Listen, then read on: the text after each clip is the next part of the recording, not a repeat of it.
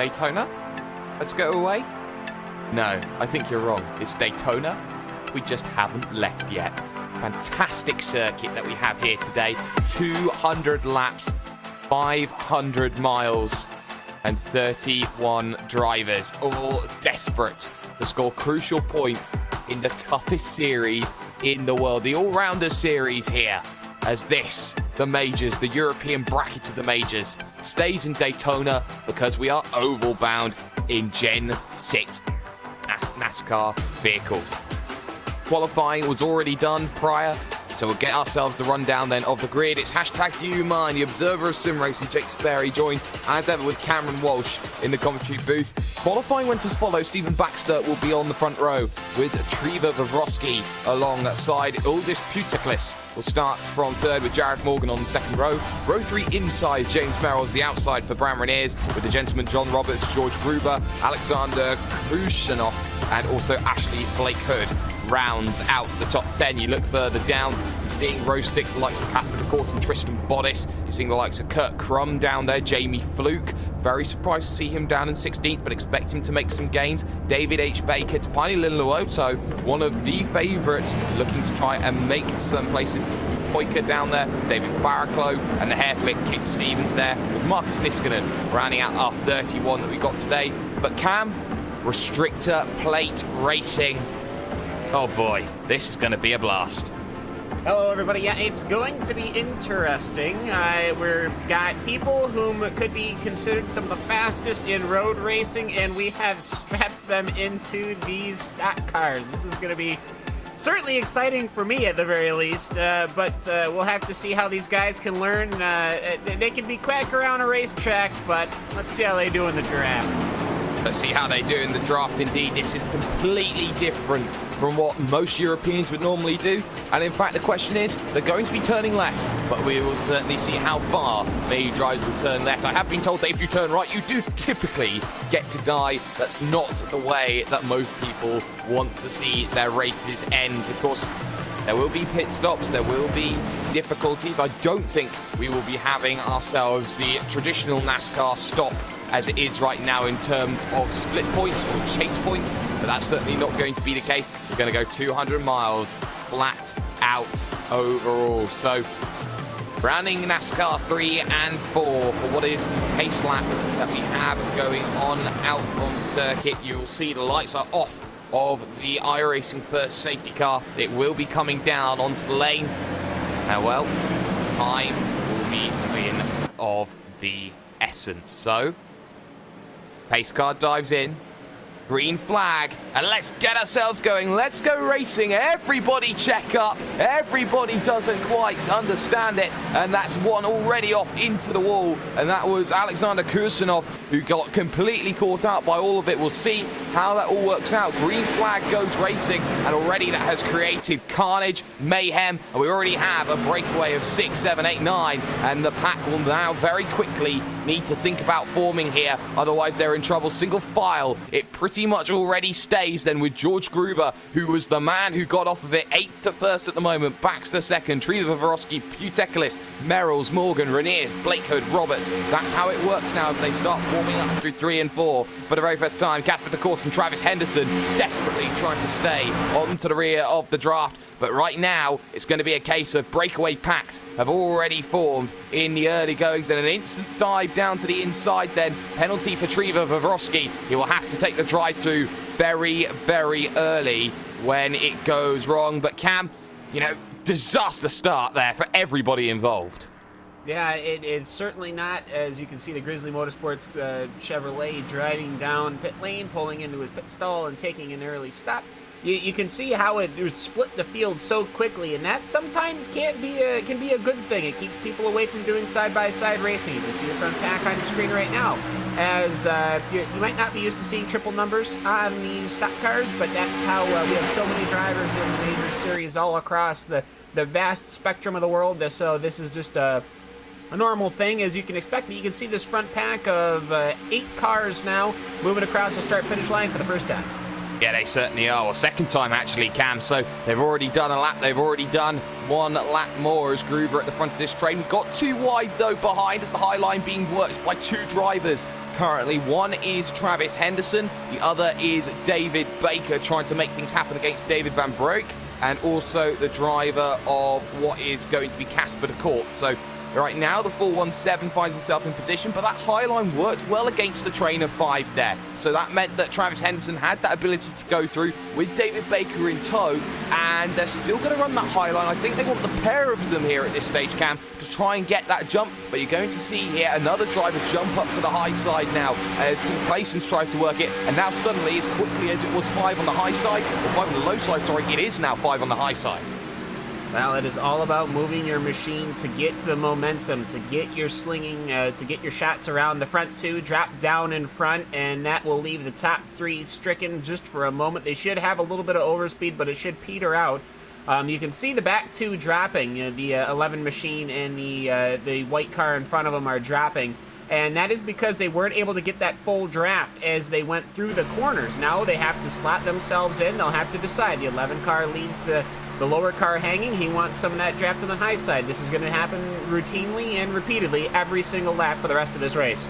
It certainly is. Of course, that will be except for the times where cautions will become a factor, and we're playing full rules on cautions as well, as the front 4 now, or the front 8, sorry, are now become 2 packs of 4. They have all stacked up and formed their own train. So the train of Gruber, Baxter, Puteklis, and Merrills currently has their own train of 4. Behind that, Jared Morgan desperately trying to get onto the rear. Reniers, Blakehood, and Roberts now looking to try and make that push further forward. So Bram Reniers now will have to do a bit of pushing here, because when you have these mini packs like this, going too wide when you've got not really much opportunity, it's not really going to help you too much, Cam, I wouldn't have thought. No, and it's all about trying to figure out what your plan is. You could easily just say, I want to go to the front as fast as possible, but it is not necessarily a great plan, because you have to work yourself through the entire field. You have to try to get yourself through each pack, and really, this front pack with George Gruber is doing exactly what you need to do.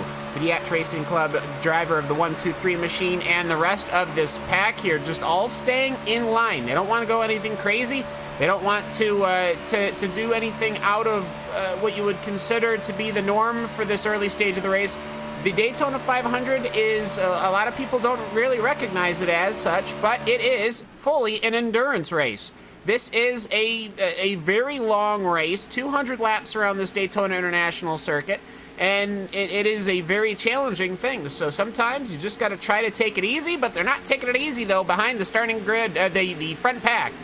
No, they're certainly not. Ashley Blakehood almost getting up into the middle of Roberts and Reniers, who are trying to make that push to try and get themselves around Jared Morgan, and this has completely allowed this second pack, which is working nicely together to get back into it. Henderson, Baker, Claessens, Toyka, Penttinen, all there now, all in this train, and all starting to make their way to try and attack further forward. Now it's a bigger second pack and it's a smaller first pack, so this is going to remind you a little bit of cycling. You got this breakaway then and the peloton behind, so now these drivers at the front of this field have to start thinking about working together to make things happen. As things stands, George Gruber has led every single lap of this event so far, and they've got traffic they're going to deal with. That's Trevor Vorovsky, who had to serve the penalty, and they've also got Tristan Bottas a little bit later down the road. Yeah, now just watch the difference in speed here. It is about 10 miles an hour, I can tell you that without even looking. As the inside line of George Gruber and the rest of the field goes right on through the inside. Excuse me, pardon me, beep, beep, as there you go. That is the power of the draft. Now Trevor Vorovsky is going to want to slot in himself behind James Merrills and see what he can do later on in the race. As the race goes on, you can start to see, though, that second pack is starting to get themselves all sorted out. There's 2 rows right now, that group being led by the 691 of John Roberts. I think these guys are starting to get themselves sorted out. They want to go to the front.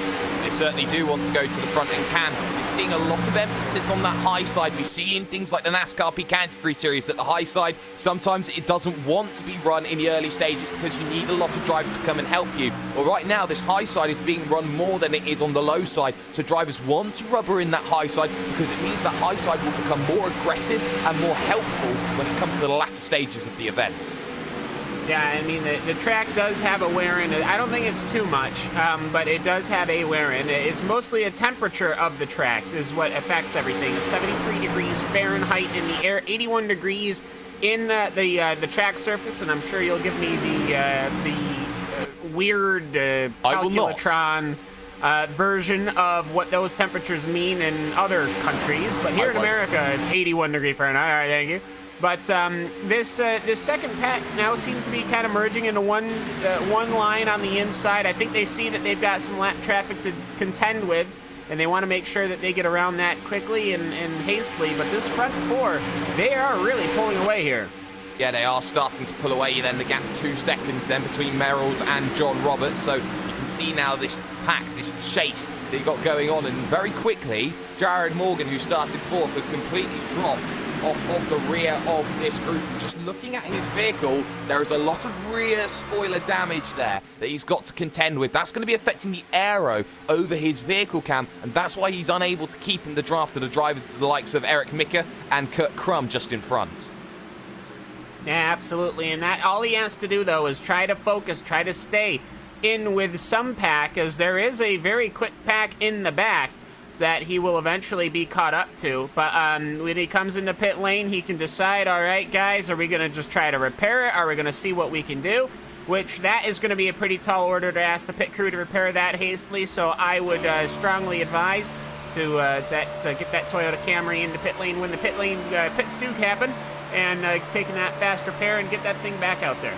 And let's also talk about those drivers who've made positions. Travis Henderson's plus 10. David Baker is plus 11. You've got Tim Clasons, who is up 14, up 15. Teemu Toika up 16.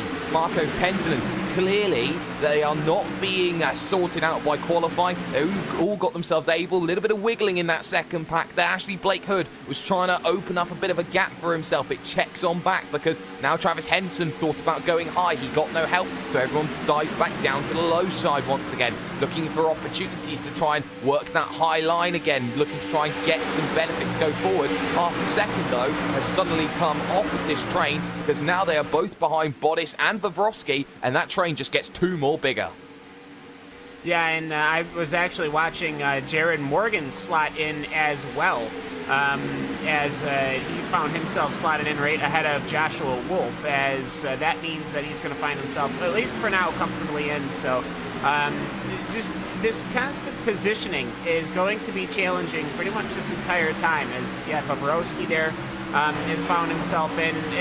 These packs are all starting to form back up, it seems. Everyone doesn't seem to... I would have thought that perhaps the groups would be getting further away from each other, and for whatever reason, this George Gruber, Stefan Baxter, Ildis Putiglis, and James Merrill's pack really seems to have kind of the speed to pull away from this other pack, which is kind of impressive, seeing as the other pack is almost twice as big.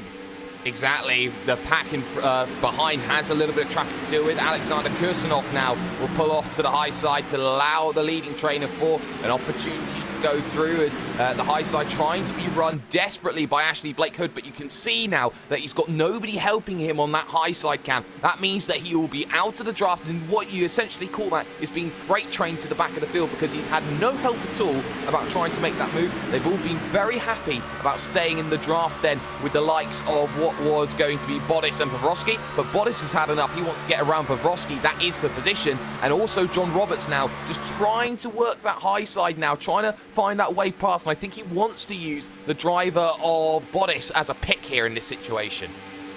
Yeah, and they kind of want to slingshot around people, and it's just a constant trying to maneuvering here. Vavrovsky there is on the inside, so it's Bottas and Roberts. He should be able to get by, that's Bottas, and here comes the lap car of Alexander Kursanov. Kursanov, all he has to do is just stay on the inside. That bottom line is going to get stuffed. I think he took a little bit of a tap there in the middle of the corner. That is not what you want to see, but for Alexander Kursanov, what else is he supposed to do? I think he's just going to sit there and he's going to get that front draft, so he is now going to become the leader of this draft, because he's really nothing he could have done. It's not like he could pull to the outside, so it's not like he could go to the apron. So there you go, and that sort of kind of tells you how difficult things can be at Daytona. Yes, it's wide. We've seen with the Daytona 24, you've seen prototypes can work their way around these cars, no problem. You've seen situations where at our Camel 500 kilometer or whatever it had, 2.4 hours, excuse me, where these prototypes are able to get by. Here at Daytona, for whatever reason, you put these stock cars on, and it just doesn't happen. No, it doesn't. And this third train as well, led by Simo Leppänen. There with Jamie Fluke, Tapani Linnuauto, Marcus Niskanen, and David Barraclough and James Ewens. This 6-car train, this is where you'd normally say these are where our contenders are at in terms of where they led after that opening round of the majors. This is where you'd find that pace as Linnuauto tries to look at the high side, trying to get something on Jamie Fluke. Not quite happening against the Apex Racing UK driver. But this is what you're starting to see. These drivers towards the back now need to maybe start thinking about, okay, I've got two options, A, strategy, or B, caution.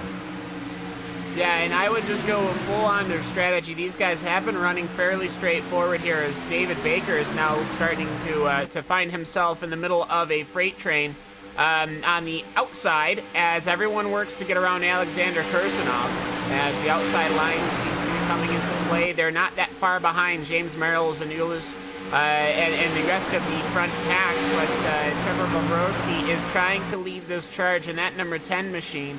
He's got help on the outside line. He's trying to get his way through. I would strongly suggest for these guys to just chill, stay in the back, get your fuel, and I almost think that that's what the pack in the back is doing. That's your cars back in 21st position back. Your Simo Leppänen, your Jamie Fluke, Tapani Linnuauto, Marcus Niskanen, your David Barraclough, and your James Ewens. These guys know that this is a long race. They know it's going to come back to them.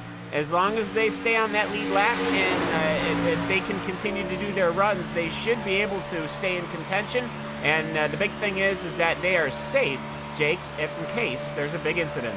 And you're seeing here the damage that is there on Alexander Kursanov's vehicle is really affecting this pack. It starts to break up a little bit now because Tristan Collis can't find a way to get around the outside. There's no help on that higher line apart from John Roberts. And then also now Ashley Blake Hood trying to get in on it to try and get that little bit more of a push to get that driver of Bottas around. And that's the crucial factor. They need to stay on the train of drivers who have already managed to make their way through. That is Claessens, Baker, Henderson and Vavrovsky. Vavrovsky, remember, is a lap down as things stand, and what you're seeing here is that second train of 4 is suddenly starting to catch back up. We could have a train of 7 once again for the lead. Yeah, it's going to be 8 cars that are all joined together because that draft, they're now sniffing. They're now getting the rear of that 188 machine of James Merrills, that Ford Fusion, making that hole for that whole pack to come through. You gotta remember, no wind resistance pretty much on the front of these cars. That allows the engine to pull the car forward, gets these guys really cruising, and you can see the speed difference is about 4 miles an hour, even through the corner with all the load bearing on these Gen 6 stock cars. And here we go, here comes Vavrovsky. Now, is he just gonna go right to the outside line? And actually, James Merrill sees them coming. So does Stefan Baxter. Baxter wants a chance at this, as they almost look like they wanted to slot to the high side. Now, of course, they also have engine management to do, such as staying in the draft too long is going to overheat your engine because you don't get that all-important air into the engine. But you can really see now, Jake, they're all collected. We've now got a pack of 8. We now have a pack for the first time. It's taken them 21 laps to try and get themselves into that pack, and that second pack as well has pretty much worked out what they need to do now. They've put Bottas to the front of that pack. He's a lap down. Roberts, Toyka, Penttinen, Blake Hood and Kursanov side by side. They are understanding that they need to drop Kursanov. And now the 2 teammates there of Crum and Mika in, I believe that is Bombshell Ink colours. They've really tried to make that push and go forward. You also saw there Vavrovsky having a little bit of a lean on the apron there on the back stretch. You can't overtake underneath that apron cam. It is incredibly dangerous when you go off of the parabolic banking and onto the flat. It is so dangerous, and it's there for safety reasons. The apron is what you would consider a standard road. Just taking a drive down one of the expressways or whatever Europeans have for roads. You look at the banking up on that high side. I remember watching, you can't stand. You could not walk up the banking all the way to the wall. I remember watching at the start of one race here at Daytona, Tony Hawk, the pro skater, actually dropping in from the top of the banking, and he was going really quick by the time he got to the bottom of it. It is an extraordinarily steep banking, and it is why these cars are able to go so fast, and why these machines, I understand people think it's just 4 wheels and an engine and so some bullet-shaped bodywork, but the amount of suspension and bump and and how the suspension works and how the weight gets sent and all the amount of trick things that they do with these racing machines really means that these guys get to be moving around this racetrack at almost 200 miles an hour.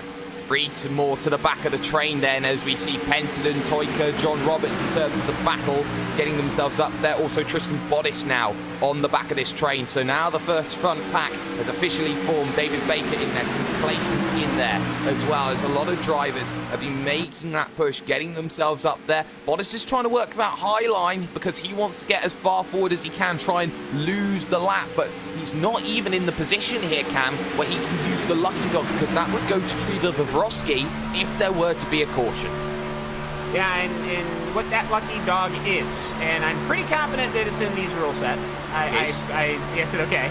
As they go around Robert Lundgren, excuse me, my goodness. Well, now Robert is going to be the lucky dog, so let's focus on that number 9 machine, as we pointed out. Lucky dog rules. Okay, so actually, no, Vavrovsky just passed him, so whoopsie-doodle. So your last lap, the first car that is 1 lap down is going to basically get a free lap. Now, you can say, in European terms, this is unheard of. This would be like a virtual safety car coming out, and they saying, well, all right, somebody who was a lap down to one of your Force India cars or mid-pack towards the end later on, is come around, come on in.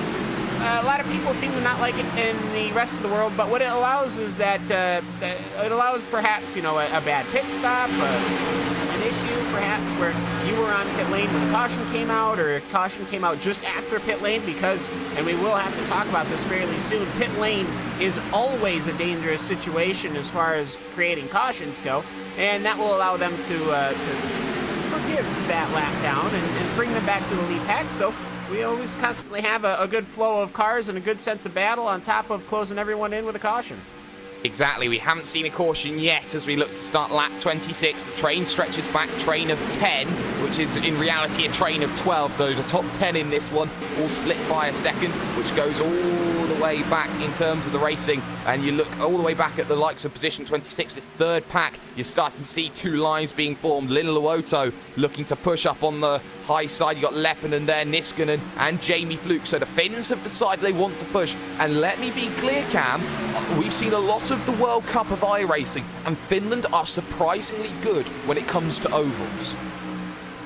Well, they're surprisingly good when it comes to anything, frankly. I'm sure when we get stadium trucks, they'll be quick there. I'm sure when they get to basically just set them in anything.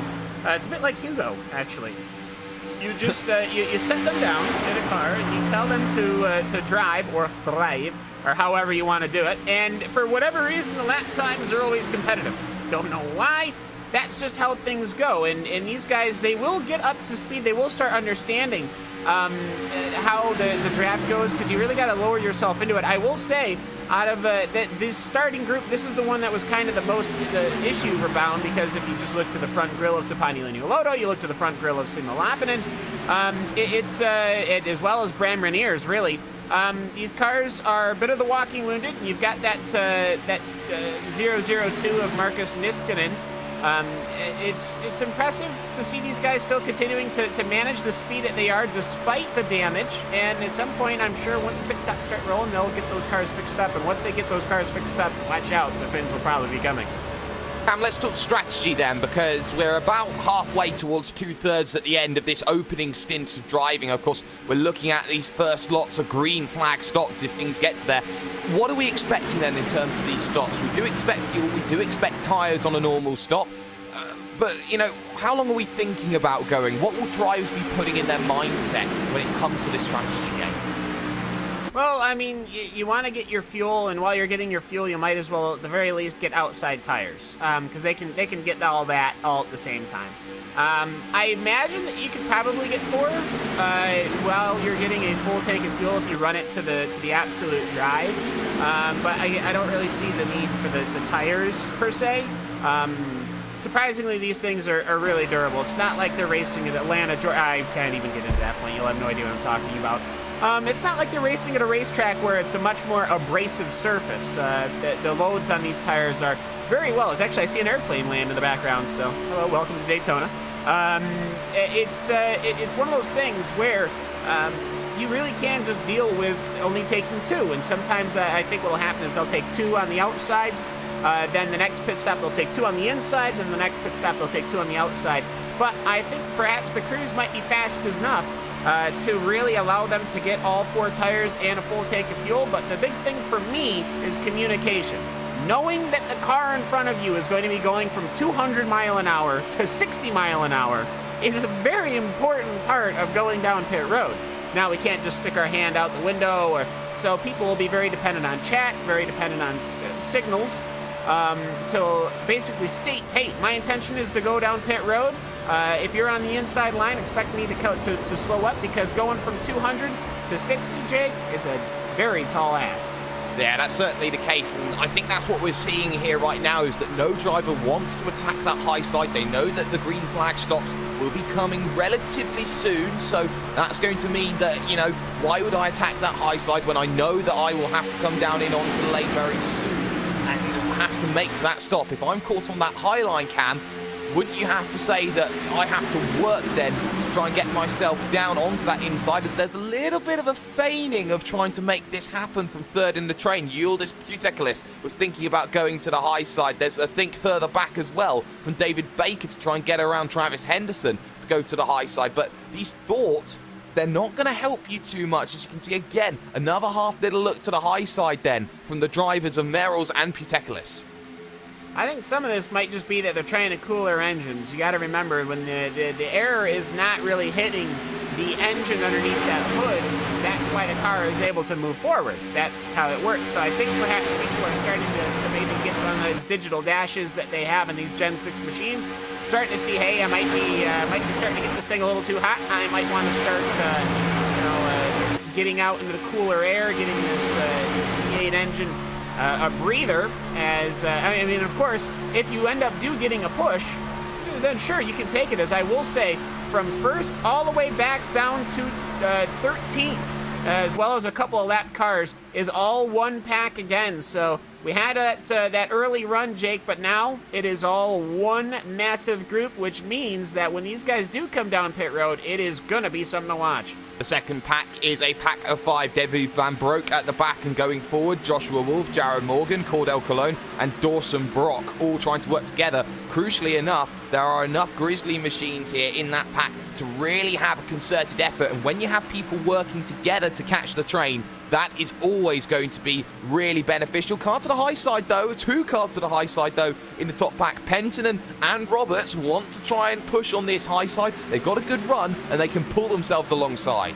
It's going to peter out, I can tell you that right now, unless they manage to get themselves up to about James Merrells. And they do get a helper from John Roberts. If they can get themselves to Merrells, they can slot themselves in. They'll need 3 cars. Unless perhaps that inside line is intentionally slowing down to perhaps save some fuel. Stephen Baxter sees that he's coming, and there's the block that you can see. Now we're going to run 3 wide because the speed from Timo Toika is overdone. Now he wants to back it out. He's going to play it safe, and that's a very smart thing. We now got 2 lines as a couple of more cars in the back are jumping through. And you got to remember, every single time a car from the inside jumps to the outside gets all that momentum. The inside, well, they've got one less pusher. So Stephen Baxter, he sees the train was coming, and now he wants to lead the Daytona 500 here in the Major Series. He does. The boost head machine wants to try and get himself through, but he's not got enough help. He needs a pusher at this stage. Almost contact there. Second and third as Putekilis almost comes into the side there of Baxter. That could have ended in tears, but they will go 2 wide over the finish line then. The difference between them, 0.02 of a second in Gruber's favour. If that was the final lap, Gruber would have stolen it. But you can see Baxter now is trying to get himself a full car's width. If he can get that, he can chop back up in front then of the driver of Gruber, and he can hold that advantage. But you can see, because he couldn't make that advantage work, he now needs a little bit of help from a few pushers going on a little bit further forward. Yeah, and the lines are going to reform, and now it's 5 versus 3, so that outside line's going to help, and this is not what you want to do. You do not want to take the air away from somebody going down into the corner. That was a bit of a dangerous maneuver, as it doesn't look like it was anything, but you saw how much movement George Gruber had in his machine. That was because all of the air got taken off of his machine. He had to wrestle with it for a moment in the middle of the corner, and you do not want that. And that is what he was able to recover. Nothing came of it, but still, Stefan Baxter being a little aggressive. And Teemu Toika, well, now it's 4 versus 3. You can see how quickly this changes, and this is going to be very important, Jake, because as time goes on, when this happens for real, because it really happens in the last 10, 15 laps, it's going to be about who is your partner, who are you going to dance with, and who are you stepping up to the plate with. Because as you can see, a couple of these cars on the outside might be are Finnish, a couple of the guys are English, a couple of guys on the inside are English, and there's a DH club driver. You got to start wondering, who's my teammates and how do I get with them? Who's my club mates and who do I want to get with and see who I can push through, as this outside line is really hanging tough. Yeah, it's doing a very good job. The early running on that outside line has certainly paid dividends on lap 37 of the event. We're starting to see, though, some miniature packs. We're seeing the likes of Brock and Colon starting to pull back in then. The group of Mickey and Crum and Ashley Blake Hood with this little mini break then to Baker, to Henderson, to Bodice. You look at Vavrosky in there as well. And now it's this train of 8 that's all trying to work and break away with the Booze Ted machine at the front of this one. And I think it's very crucial to note that there are 2 machines in this pack which are Torque Freak Racing, and that's going to mean that those 2 drivers are wanting to work together and make something happen. One's at the back of the train, not wanting to really work anything in the early goings. The other one is right at the front, trying to make things work. So both Toika and also the driver, Gruber, and I believe Clayson will want to work together. And of course, Teemu Toika is bushing as the top line starts to dissipate. Yeah, that charge, like I said, wasn't going to last too long, and George Gruber might want to start heading up to the high side. Maybe Putzglius will, but I don't think it's going to work, as I believe the vehicle of Marco Pantanine. Oh my goodness me. I'll figure that one out later. But either way, the inertia driver of the 65, he wants to slot his way behind John Roberts. So now Toika is by himself, and this is actually a bit of a dangerous situation, because here comes the Grizzly Boys, as it is 2 Grizzlies, the David Baker machine, and then Tristan Bodis. So you basically now have the potential for Teemu, unless he's able to slot in behind John Roberts, to get railroaded potentially by this inertia pack, and he could find himself slotting way into the back. But I almost wonder if some of these guys aren't starting to position their cars for pit stops. Yes, we're on lap 39, looking to start lap 40 of 200. To think here, Cam, that we've done just under half an hour's worth of racing, and we are already thinking about 1/5 distance, going forward. Any takers on the lane? Nope, no takers on the lane. So they'll sit and wait for a little while longer. I think all of them are going to want to drain their fuel tanks dry here when they are in this green flag run like they are. Yeah, and actually that pass for the lead on George Gruber is actually a very, very good, as we can see, actually, there's some British humor for you right there. The left only on we're riding on board with Tim Classes of Torque Freak Racing. I don't know who that is, but there's that green car with the Union Jack on it, and apparently Yorkshire tea. Oh, Merrill's. That's Merrill's. Okay, well there you go. That's some humor for me. But I was going to say, for George Gruber, it is good that he got past here, because he's now able to save that fuel. I see 2 cars leaning down, and the pit lane is officially open.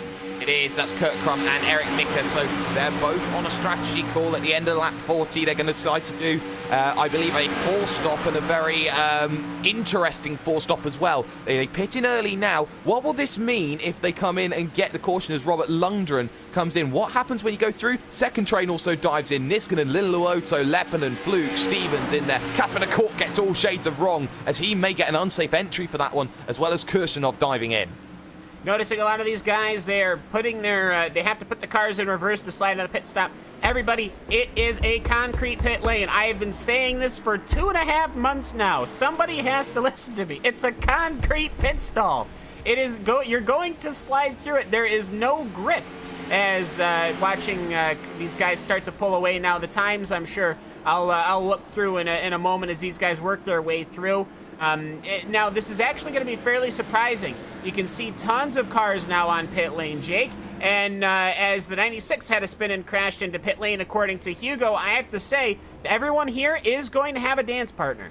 Yeah, everyone here will have a dance partner. The 96 is Jared Morgan. He seems that he can't catch a break, so Gruber and co managed to get themselves down on the lane. So that means we got a few drivers left. It's Baxter, Roberts, Toika, and Penton who are going through, and Baxter was left all on his merry lonesome. So that means they're also going through. The 555 also getting problems as the leaders dive their way down onto the lane as well. And there's contact down on pit road as Penton, I think it was, who got a little bit helpful. John Roberts gets turned down on the lane cam. Yeah, it's pit lane just proving difficult here as there's a couple of cars. Pretty much everybody has had an issue from the group. We see Timu Toika had that issue.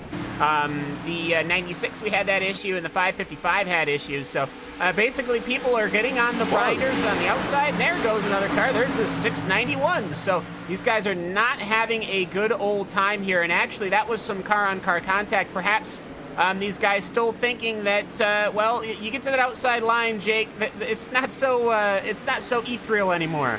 No, it's not. I also saw Jared Morgan have a spin on the infield on the outside. I think that he's got too much damage. He has to dive back down onto lane. This has completely opened up this field, I think, a little bit further. So right now, we're going to have to wait a little bit of a lap to see who gets himself up there. You've got Crum and Mika, who came in first. Caution, though, comes out the first one of the day just after green flag stops.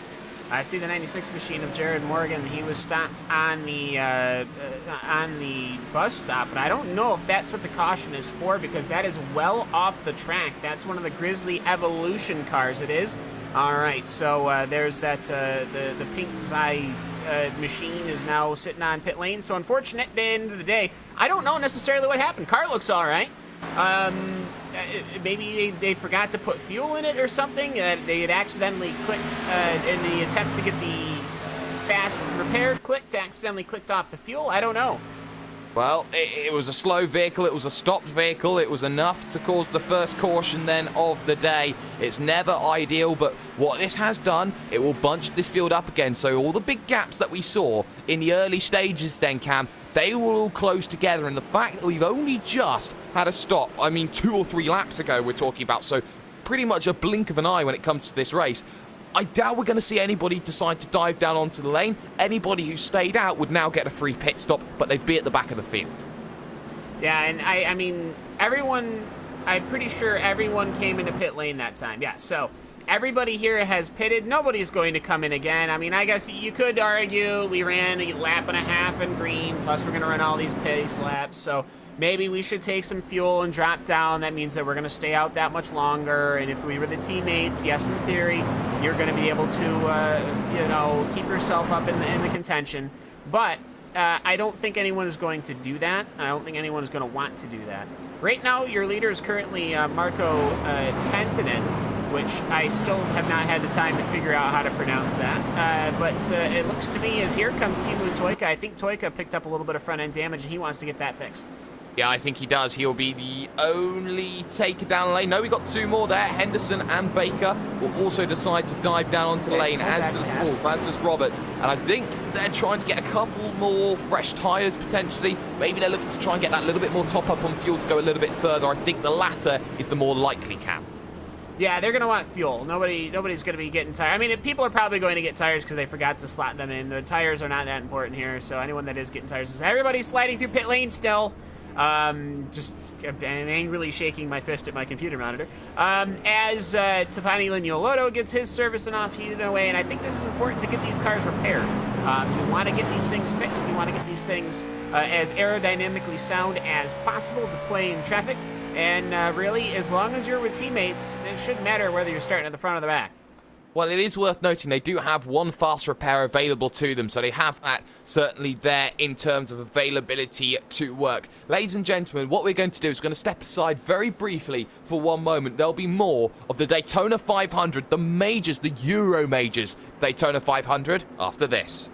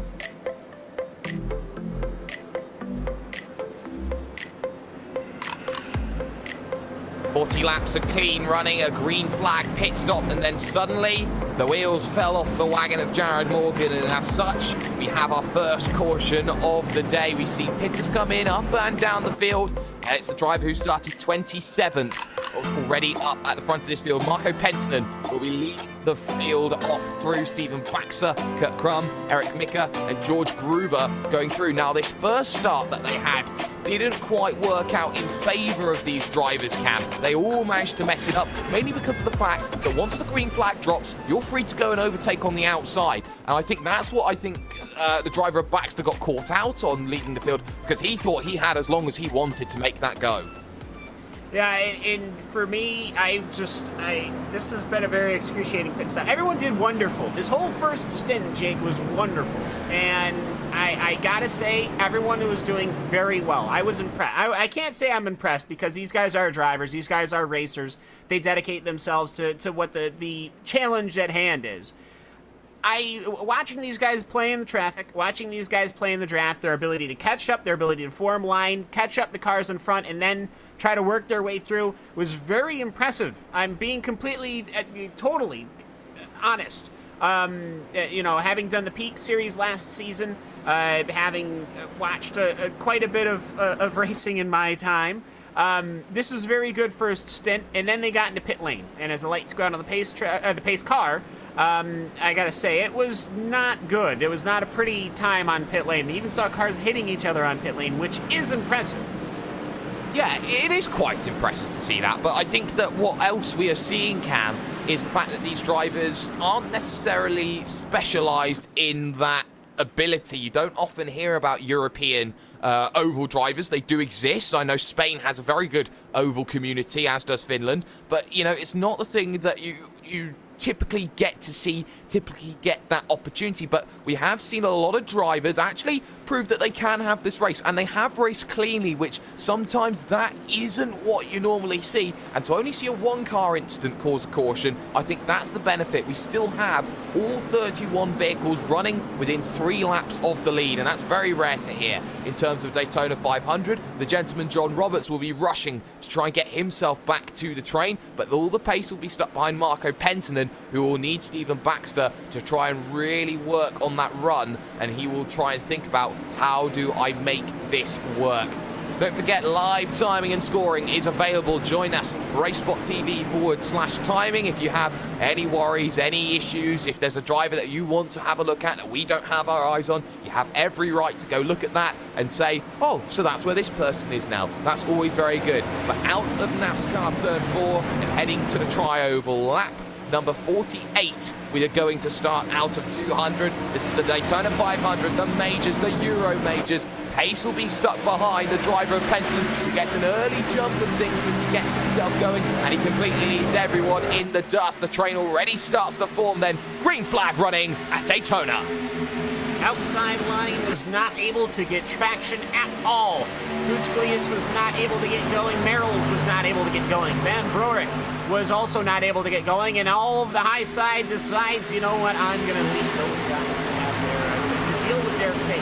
As Penttinen is in front, Baxter's behind, Eric, Mickey, and Kurt Crum are there. George Gruber, well, he didn't drop too far back. He's only in position 6, and I have a feeling with the way he's going to look, he's got Ashley Blake Hood. Ashley Blake Hood has already lived on the outside line enough today. He's going to want to get back out there. I know Ashley enough. He's going to want to try. He sees that outside line coming as Putzglius starts getting some speed back. Van Broek gets some speed, and Bram Reniers gets speed outside line forthcoming.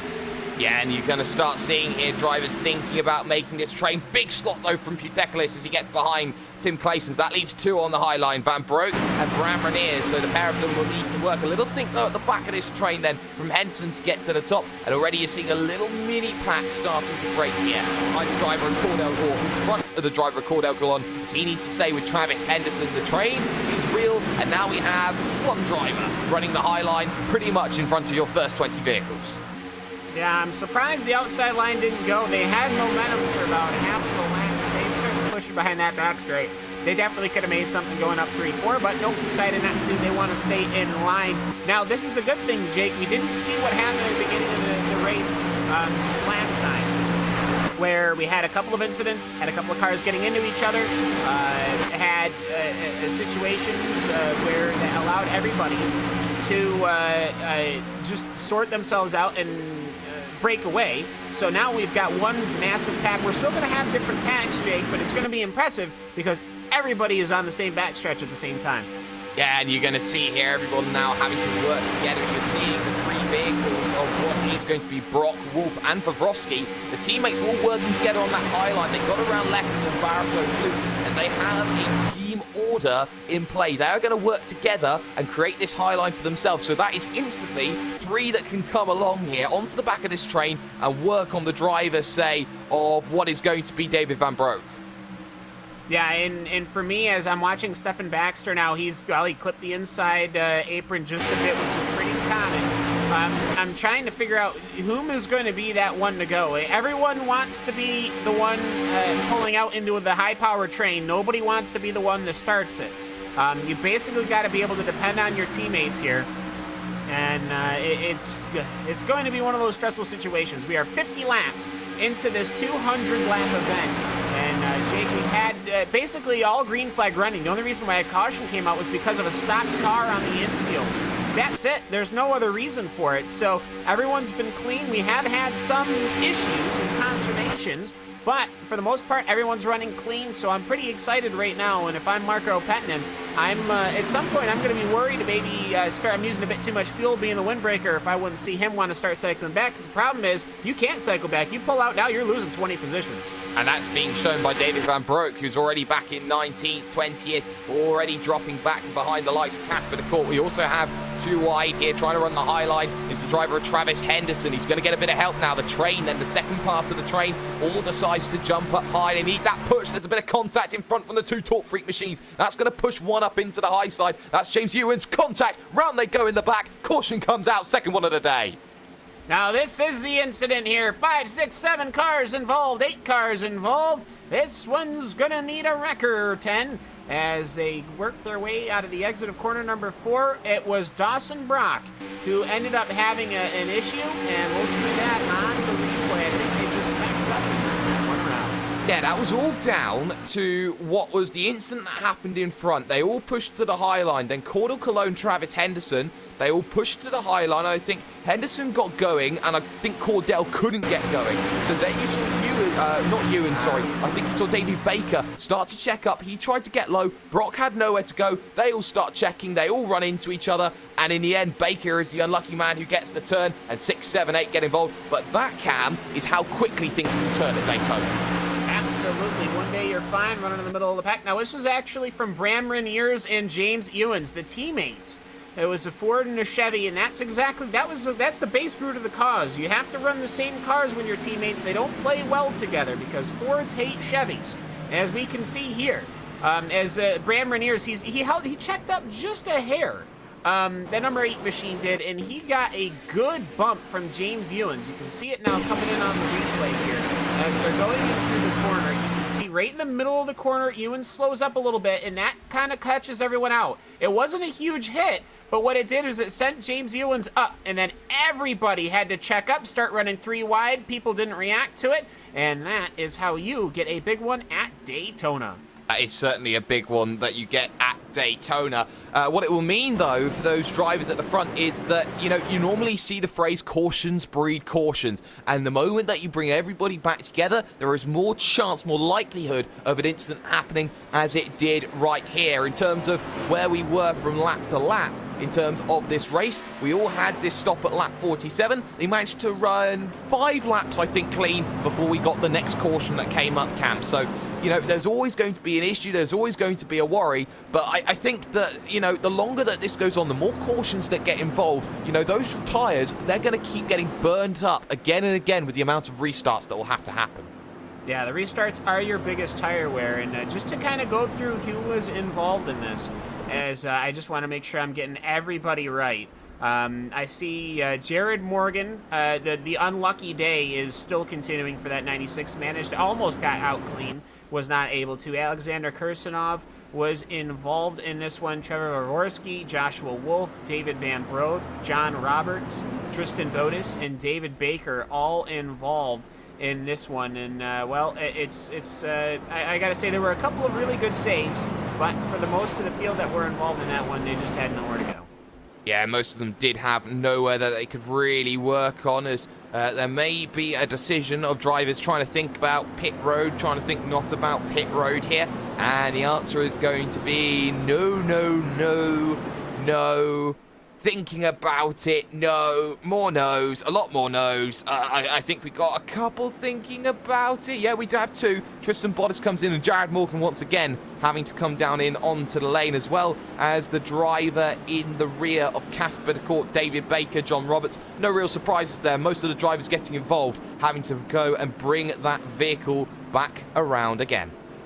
You know, you want some dedication here. Let's take a look at the 980 machine. Can we just take a look at that before they put the hood back on it? They've even painted the roll cage turquoise. Now, that's dedication. Somebody had to sit there with a paintbrush. Paint that. So, either way, also take a look at how big, stonking big that V8 engine is. That thing is just a lovely piece of work. Anyways, I think for me, it's certainly not going to help his aerodynamics, by the way, missing the hood. It's almost unfortunate because I feel like most of the cars that were involved in this one were really the guys who were the fast runners. A couple of your Grizzly machines, a couple of your, your fast runners. And so it's going to change things. And, well, I think as far as Daytona normally goes, and hopefully everyone slows up before they get to the rear of the field. That's another thing that a lot of these European drivers who don't run ovals aren't going to be used to, Jake, is they have to not only catch the field, they have to not run into them. Because the pace limit is 80 miles an hour. It is. And Cam, would you say, though, that in response to, some of the quicker drivers going out, would you say that track position is vital at Daytona? It certainly can be. We saw the Finns really early on in the back of the field. Now, that could have been, that started because there was a trouble at the start. But it was really formed where it was just their cars. There was maybe 10 cars and a couple of others.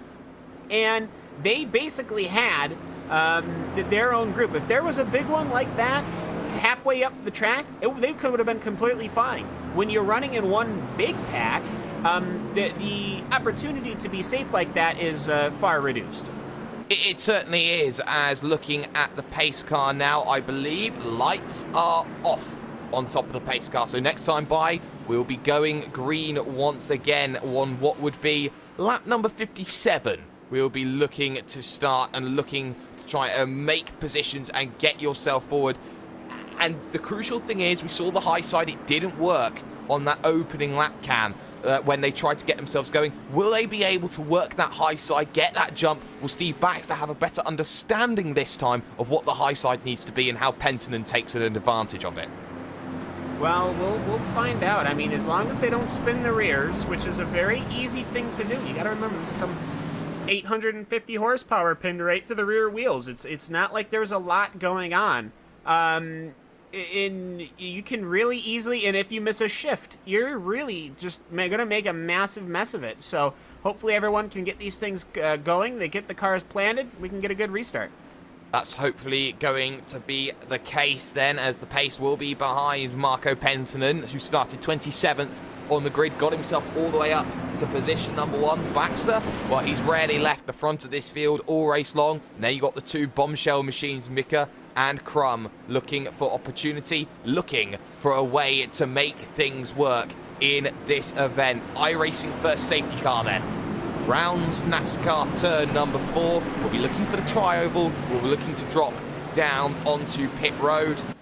As we can see the waiting process begin. Lap 57 will be scored when they cross the start-finish line. In they go. American ethanol. Green flag flies at Daytona. And we are getting going again. And instantly the line is abandoned again by the driver, Stephen Baxter. Instantly back behind. He has a strategy. He wants to play it. The two teammates then go Noah's Ark, too wide, too deep. We're racing again at Daytona. They had no faith in that outside line. There was nothing in it. So they immediately abandoned ship, which is fine. There's plenty of time left to go. So no problems there. They want a good, safe restart, and it looks like they've got it, as the only real two-wide action we're seeing is a bulk of cars from about 12th on back, as you've got your two front cars. Kurt Crum, he stopped anything on the outside, but all he really did was just give Tim Klassen some speed. Now Tim Klassen is going to try to do some side drafting there as they're coming up onto the Daytona, banking up to speed for the first time since they went under yellow, and it looks to me like we have got a clean start. Yes, we do, and that's very crucial. It's a very clean start as Claesson wants to get up past Kurt Crum at this stage of the event, but he's unable to really make anything happen. And this is where the teammates will come into play. They will give no gap for the driver up on the high side, make sure that he runs himself out of road, and there's not going to be much opportunity to get back. High went James Ewens, who was involved a little bit in that on that incident that we saw, the second incident of the day. He now tucks in behind Ashley Blake Hood as things go on. Trevor Vavrovsky now with David Barraclough looking to try and find a way past. Yeah, and trying to find a way past is going to present problems. So right now, everyone is in single file line. The super line, the big train, the big choo-choo train that we normally see carving up the United States of America. As somebody is elected to come onto pit lane, you would have expected to do that a little bit earlier. Perhaps the car not behaving the way that he wanted it to, so he needs to get that thing fixed. I think for me, it's going to be important that these guys just sort themselves out, get in their lines, and they just run. We did see a big incident, and we saw it in the back of the field. That was communication between two different packs that had just a nary a gap. These guys don't have these gaps anymore. They're going to have to put their big boy pants on and get used to running in a massive train like this. As Trevor Vavrovsky, he tried for about 2 seconds to get out in the high side. He immediately dropped one position. So I have a feeling right now the inside line is going to be the one to play probably until about 2-3 laps from now. It was like a dog trying to get out and do his business in freezing cold. It wasn't having any of it at this stage, as you see this train stretch all the way back to Jamie Fluke then, with David Baker leading a second pack then as things stands. And Jamie Fluke's got back onto the leading lap now, and he needs to just start making positions forward. He won't have much help to do that. Josh Wolf thinks about the high side. Half blocks being thrown, a slight little bit of swelling for the high line coming into play. There was thoughts about it by Stevens and Toyka, but that one wasn't going to work. It's now behind Trevor Vavrovsky, and now we definitely firmly have a second train now trying to push their way forward. Yeah, and this is basically a lot of your walking wounded also, as you've got Jaron Morgan in there, you've got Joshua Wolf in there, and as well as I think another one of the cars that are lapped down. But this outside line will pick up steam. I think it's because David Barraclough with that damaged front end. You wouldn't think, okay, NASCAR stock car, downforce, NASCAR stock car, downforce. You don't think that. These cars generate a lot of downforce. It's not open wheel levels, but it is a very significant amount.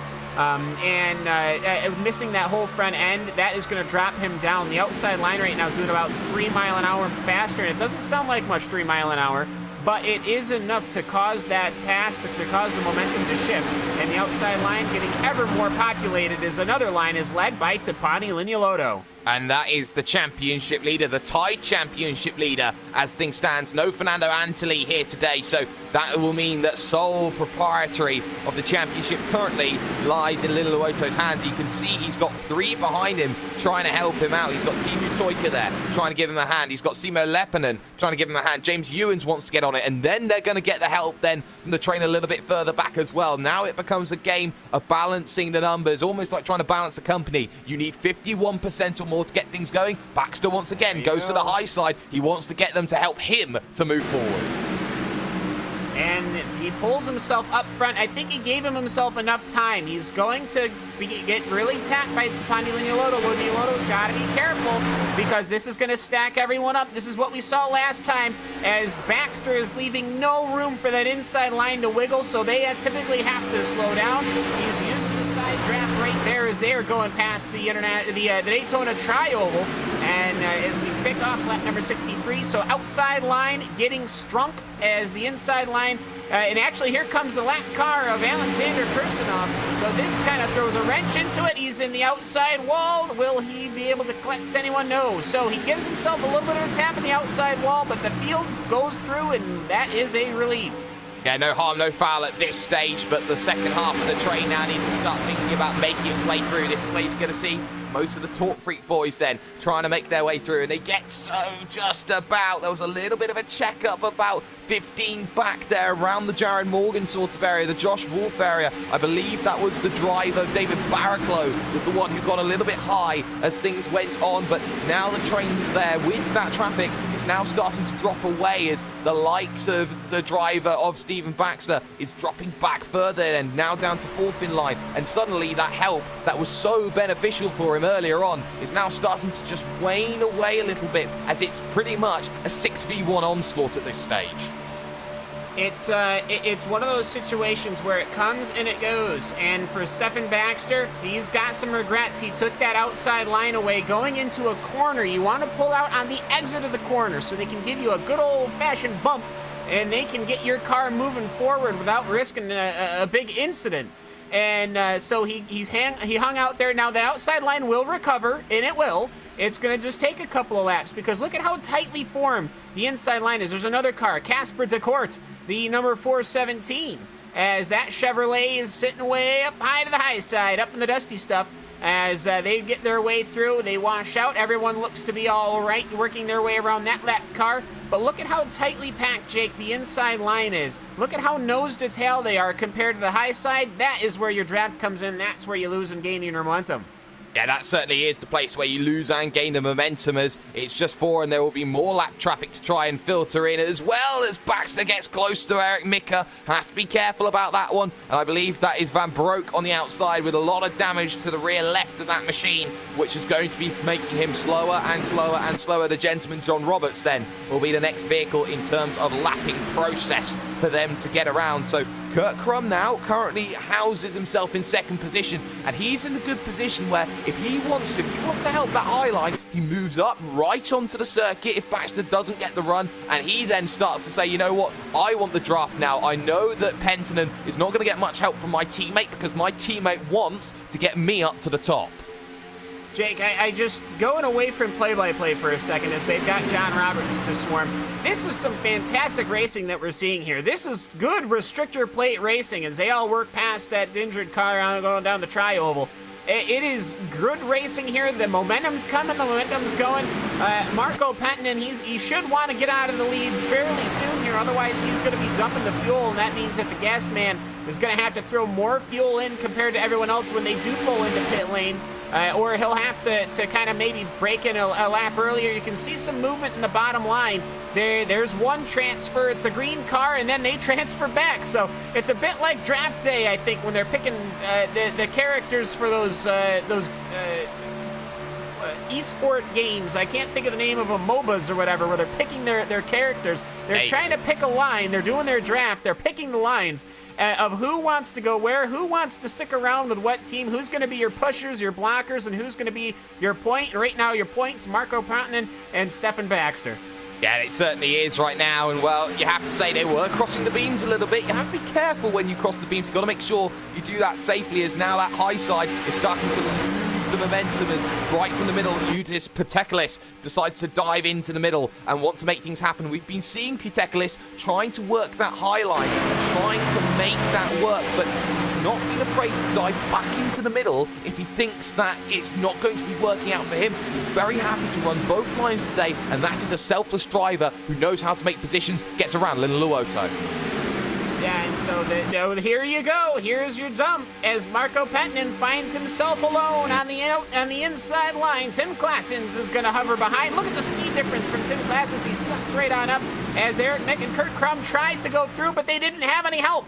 A line it does not make. And Stephen Baxter was nowhere there. So right now you've got good side-by-side action going through the exit of corner number 2 down the back stretch, the super speedway here at Daytona, putting on a very good show. Kurt Crum might have the line, but will he abandon his teammate? Well, that's the question, because they know that Torque Freak are trying to work together behind the boosted machine behind them. It's 3. Now the next question will become, who is going to help, and will the driver of Judis Puteklis want to help and try and get himself in that position where he's helping out Kurt Crum, as there's almost contact there side on between Baxter and Gruber in that situation. The pair of them have to be careful. They ran together quite a lot in the opening 40-lap stint that we saw. High side, then 3 wide we're going to go through 1 and 2, as now Niskanen on the inside. Sorry, not Niskanen, Puteklis on the inside there. And we're seeing Eric Micker getting absolutely ceremoniously dumped on the uber high line. Yeah, and I have to say, the high line, it lived and it died.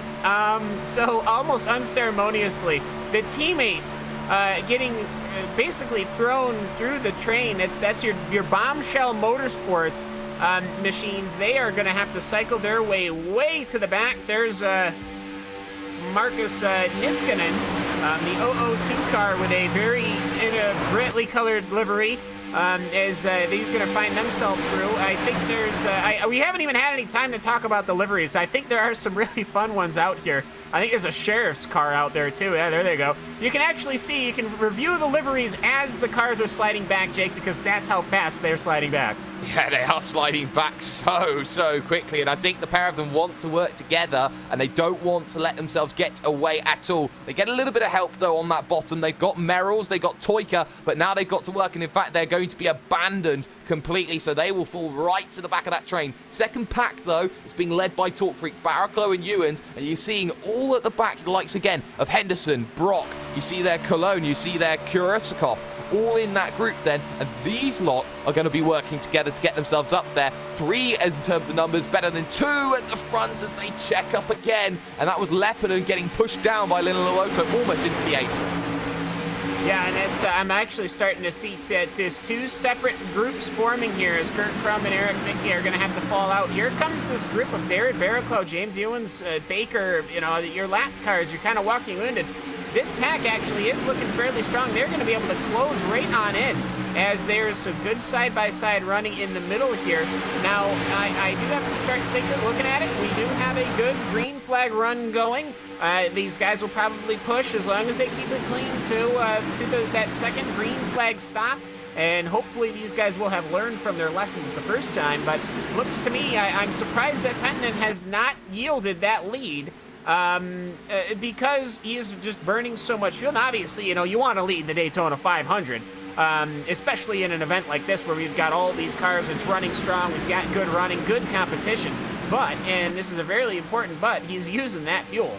Yeah, they're using that fuel, and that's going to be crucial, though. So Penttinen, I think, will have to come in first. Tim Claessens will be thinking about, when do I make this move? Do I even want to make this move and help Penttinen? Or do I leave him out to dry and make sure that he never comes back and helps us again? That's the next question that I think these drivers are going to be having when it comes to this green flag run. Is who do I want there? Who do I not want there in terms of the back? We've got 3 trying to work the high line right now. One is Jaron Morgan. One is Wolf, Josh Wolf. And the other one is the driver of Simo Lepinen. So there is a little bit of help in terms of that high line. If someone at the back wants to jump on, make it 4, make it 5, they can start making that push. But again, we're in that sort of 10-lap window where being on the high side is probably the worst place to be at this point here, Cam, when you want to cycle in for track position. Yeah, and you're taking a risk as Trevor Vovorski wants to go, Jared Morgan wants to go, Joshua Wolf wants to go, but they're not going to get any help here. And this is actually kind of a crucial maneuver here because Jared Morgan's a lap down, Joshua Wolf is a lap down, and I believe Vovorski, oh no, he was probably the lucky dog, wasn't he?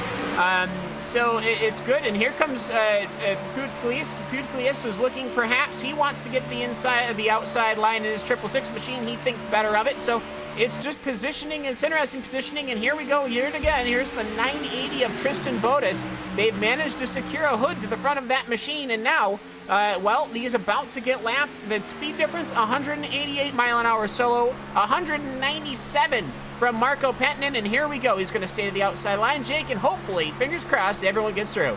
Well, that's what we've been seeing. The traffic has played very nicely so far today on lap 76 here of 200 in the Daytona 500. So we've already seen here how these drivers have been going. We've gone just over an hour 5 minutes in terms of how this has gone. No real worries. A little push back down to the inside as the turbulence starts to really affect Tristan Bodis up on the high side, but he will drop himself back and lose that time, lose those positions, and he needs to just get in line and get a bit of a friend to make sure that he doesn't drop further back, and maybe another lap as well. Buteklis moves up into 4th position now as Baxter, Linalowoto, Vovorski, all there, all in that middle pack working together. Any takers on the lane? There's a couple of feigns there to think about start going on the lane, but nobody really wanting to take it then at this early stage. And remember who came in first when it came to the pit stops just on that first run of green flags. It was Mika and Crumb, and look at how they benefited the last time it happened. Now Merrills and Toyka want to get back on the train. Yeah, and I'm looking at the car, the 24 machine. Travis Henderson has come down a pit road on his own, and just watch, he is going to be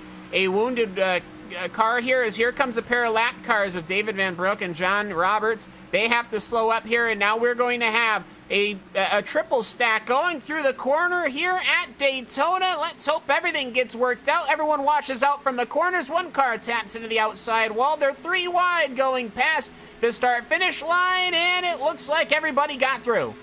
They're safe for now, so very fortunate that they've worked that one out then, as the train looks to continue with Trevor Vovorski really working that high line. And the big crucial fact is he's working that high line for one man and one man only. No, it's not Jared Wolf.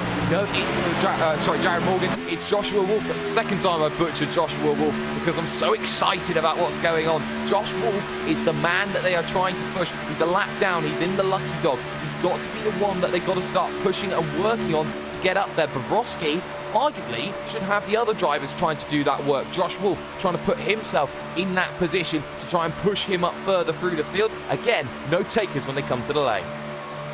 Yeah, I mean, this has just been, it's been sensational running here in the European split. I mean, I would say, you know, someone might go, oh, the Europeans, but here they are. I have not seen the American split or the U.S. split or anything.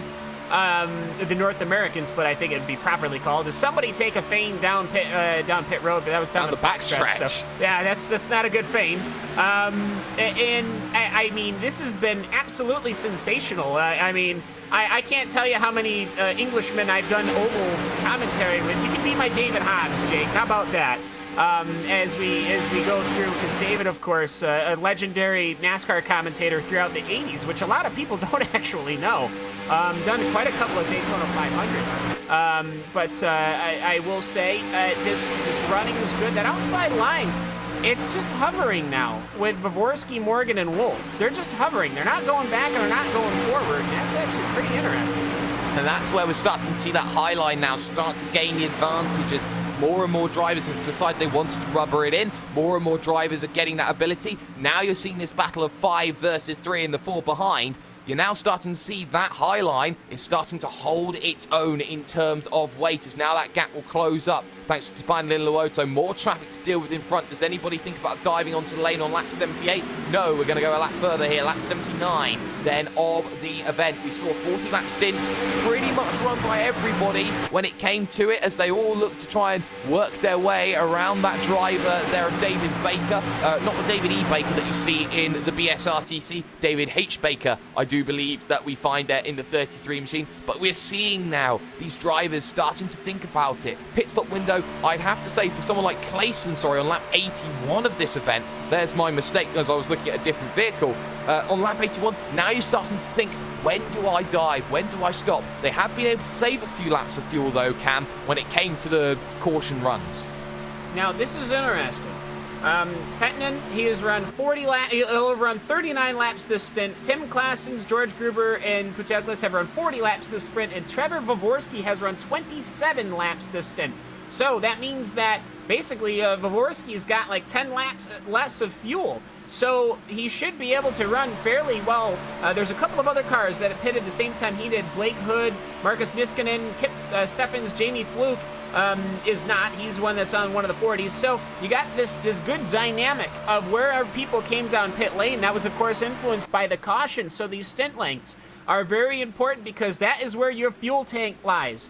These guys aren't going to pit because they need tires, unlike some other circuits, as everyone comes down looking a couple of sniffs. No. So it's important to see how the laps are going to be going as far as stint length goes, because it's going to be very different. Vovorski, he's not going to be coming in with this pack, and neither is any of the other guys that are only running 30 laps on their stint, where everyone else is running 10 laps more.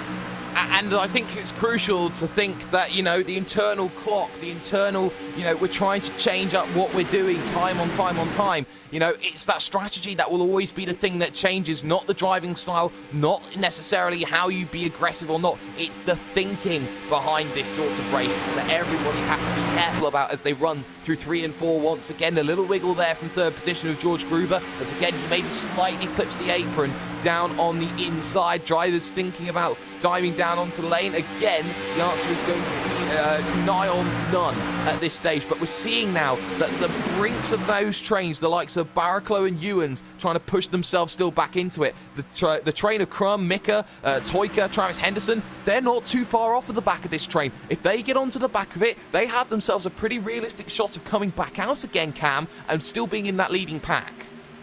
Yeah, and if this stays green throughout this whole pit cycle, we're going to see some real big changes here, because this is where the pit stop is going to come into play. Now, hopefully, and my fingers are crossed here, we do not see the last pit stop again, because we had multiple cars spinning, multiple cars crashing into the inside wall, and that was actually really fortunate because a lot of people hadn't used their quick repairs yet.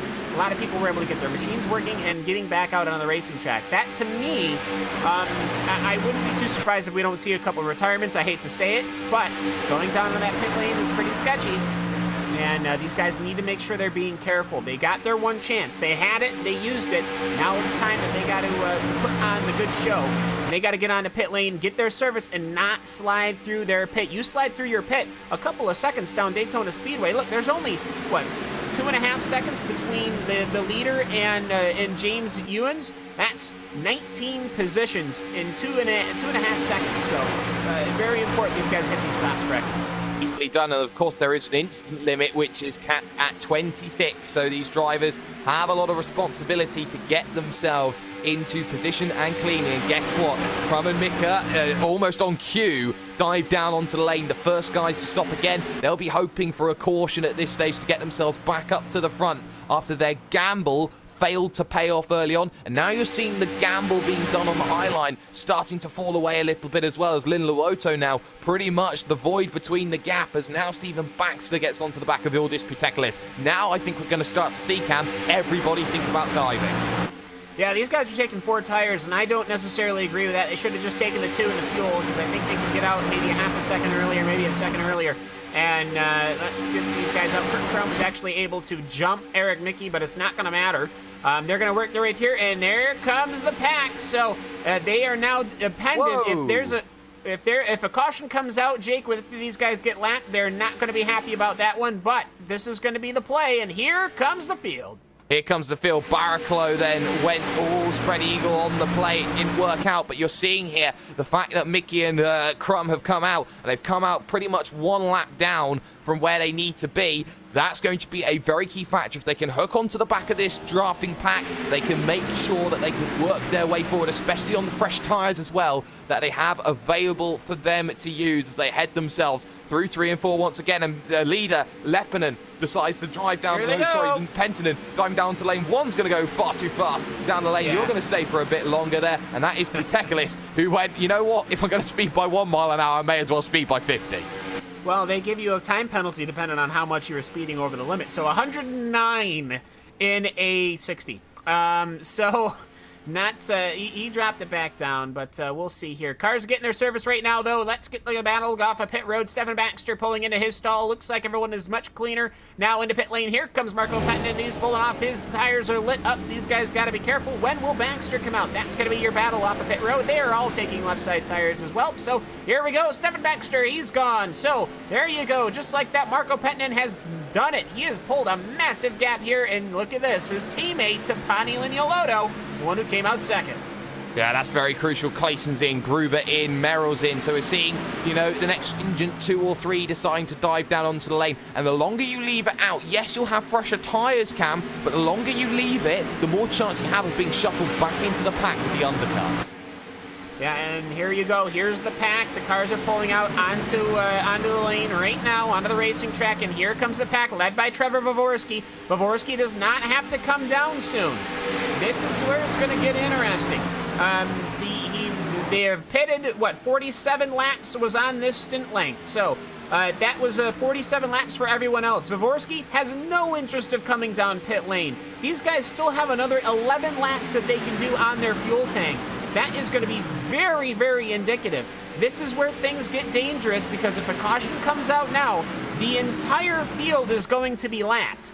And as such, that is where you get your danger. Now, everyone could, of course, stay out, but if we go 5, 10, maybe 15 laps down further into the stint and then a caution comes out, I think everyone would want to either have to come down pit lane or they have to go shorter on their fuel run, which is going to just mess everything up. So this is where things get tricky, and this is where the play starts coming in.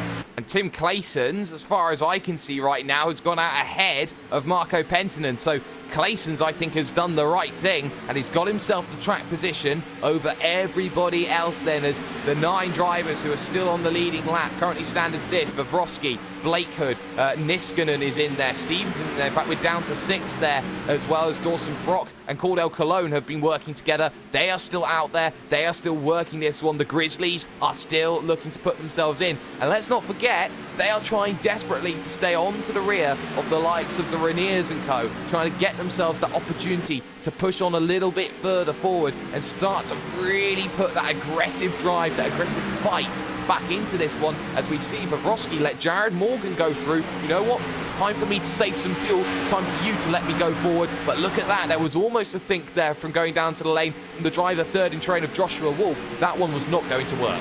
I'll do you one better. That green and blue Pink's Eye machine is a Grizzly machine. That's a Grizzly teammate, so it's Grizzly 1, 2, 3. And you know what? Jared Morgan is now only 1 lap down, because Trevor Vovorski is your leader. Put your teammate up in front of you. Use your lapped car, use your lapped teammate as the blocker, get the fuel savings off of him. That is a very, very smart maneuver from these guys. That is absolutely brilliant. That is exactly what you want to do. I am actually really impressed. They've got their teammate a lap back, and they've got a fuel saver in the car of Jared Morgan. Great play. I will say that True Vovorski is Club Northwest. I will say that Jared Morgan is Club Northwest. And I will look for Joshua Wolf, because I believe he comes from a club very, very similar to that. He comes from Midwest. So these are the Americans doing the American strategy, Cam. I love it. It is good running here, because if anything happens, Morgan is only 1 lap down, gets to circle the entire track and catch up. Vovorski gets to save fuel. Wolf gets to save fuel. But you got to think, though, who's going to play spoiler? Is it going to be Ashley Blake Hood? Look, I understand that Ashley Blake Hood is certainly about probably one of the most British people that I think I could ever know. Then you've got the Finnish driver, Markus Niskanen. Then you've got Kip Stevens, from UK&I, and then you've got your Tristan Bodas, UK&I driver. So it's a bunch of Brits trying to chase down these Midwest Americans here, and they can definitely play spoiler. They take the lead. They put Jared Morgan another lap back down, and that's going to kind of put a hankering in the Grizzly plan. So good running, I have to say, as a couple of lap cars I think will be oncoming soon. It's the Finns who are pretty much leading this one, apart from Claessens in the pack of those who have already pitted. The Finns are working together now, and it's all about the chase to get to Tim Claessens, who only has 1 helper right now, who isn't really helping. That's Travis Henderson, who's trying to get the push all around the circuit, who is currently scored as 2 laps down. As things stands, we're on lap 94 then of 200. When we get to lap 100, we're going to take a mandatory stop as things stands, unless we get ourselves into some green flag stopping. And that is going to be something worth sticking around for. These first 100 laps, Cam, of this event, they have flown by. It's been fantastic. We've not seen too many cautions, and we've seen some great strategy play coming into the works. Yeah, this has been fantastic, and hopefully we can get to that 100-lap marker under green flag running. I'd like to see how this plays out. I would hate to only have 6 cars on the lead lap. Well, 7 if you include the lucky dog. That would be terrible. And typically what happens here is that it's only like a 1-car spin. That's what always does it. It's not a big incident here. That always manages to throw the wrench into this, but hopefully we don't have that, and these guys can continue to roll, as it's Jared Morgan leading the pack, but it's Trevor Vovorski leading the field here, and everyone is kind of split into their own groups. And there's about I'd probably say maybe 12, 15 seconds between Marco Penttinen and the rest of the, what you would call your true leaders, trying to get themselves sorted out as well. And you're seeing how these drivers have been working together. You're seeing the likes of Mika and Crum. They've worked so hard with the likes of Timu Toika in that group, Dawson, Brock, Cordell, Cologne. And remember, Brock and Cologne are still on the leading lap, have to come down in for those stops. They've worked together to catch up this group now of Little Luoto, Penttinen, and Leppänen. And you're going to see then already the dive down into lane 1, 2, 3, 4, 5, 6, all trying to dive down in, and they all make it look pretty comfortable there, Cam. Yeah. Looked to me like Travis Henderson might have been, he dragged across the line at 68, but as long as he keeps himself at 50, he should be all right. Now, this is what I wanted to see, because now we've got a big pack and we've got another big pack. So when Jared Morgan and the rest of the field, Jared Morgan, Vavorsky, and the rest of these guys come out, they should be right in the middle of the field. Blake Hood missed his box, though, so he will be one who will be waiting a little bit further. Wolf is out. He's ahead of Henderson. No surprises there. Niskanen still behind as the wait continues. Out of the box then goes Trevor Vavroski, the man who started from second. And you're seeing now 3 wide as they're going to have to take the apron and go through. They're going to have to decide to line up. But crucially, Josh Wolf has got a little bit of a jump, though. Even though he is 1 lap down, he is able to get himself out and away in exactly the way that he would want to see that. Penttinen then will be the man leading the train. Of course, they're all trying to chase down this man there in the 451 machine. Tim Claessens is the one that they're all trying to get through or trying to get onto. Dawson Brock and Cordell Cologne, they're the last to come in on lap 98, Cam. And I'm looking at the pit stop times here. They had very standard pit times, I think. They had about 15-second pit stops. So what that means is that they were able to jump kind of the front field here. They're actually going to get up to speed. You remember when we saw Tapani Liniolotto come out, he came out right after that lead traffic. These guys have been able to do it a little bit faster. Perhaps they're just a bit more comfortable running these oval machines, but they've managed to get themselves all back up together. And they are now basically, we have fully seen everybody now come into pit lane for the second time, and everybody's merging back into one big old train. And guess what, though? It's a 3-car breakaway at the front. The overcut has worked for Niskanen, Henderson, and Vavroski. Those 3 now currently have the lead. Josh Wolf, remember, is 1 lap down as things stands at the moment. So the chase is very much on then from the second pack. They're going to try and run down this train, which is 4 seconds down the road right now. But also you have to remember that you've got the likes of Claessens, Penttinen, Liniolotto, Leppänen, Toika in that mix. You've got Mika in that mix. You've got Blake Hood in that mix. It's now 2 trains trying to work together to try and get up to the 1 train of 4. And guess what? The strategy play will be there once again as Travis Henderson, who is 1 lap down, mind you, and Josh Wolf are helping once again Trevor Vavroski try and make that push, Cam.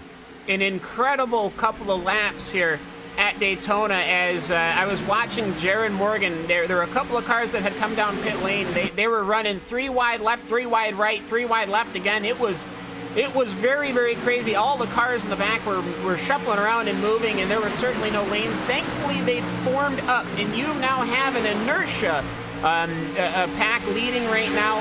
Your leader, I believe, is officially, we'll get that as they cross the start-finish line. It is officially going to be the car of Trevor Vavorsky still. So it's still Vavorsky and it's still Marcus Niskanen. So interesting to see that breakaway, as you were saying, Jake. I was kind of surprised. I would have thought they would have caught them. But you know what? It's only going to be a matter of time. We've got 100 laps to go. All this action, we're only halfway there. We're only halfway there. So ladies and gentlemen, we're going to step RaceSpotTV side by side for just one moment. We'll be back with more after this.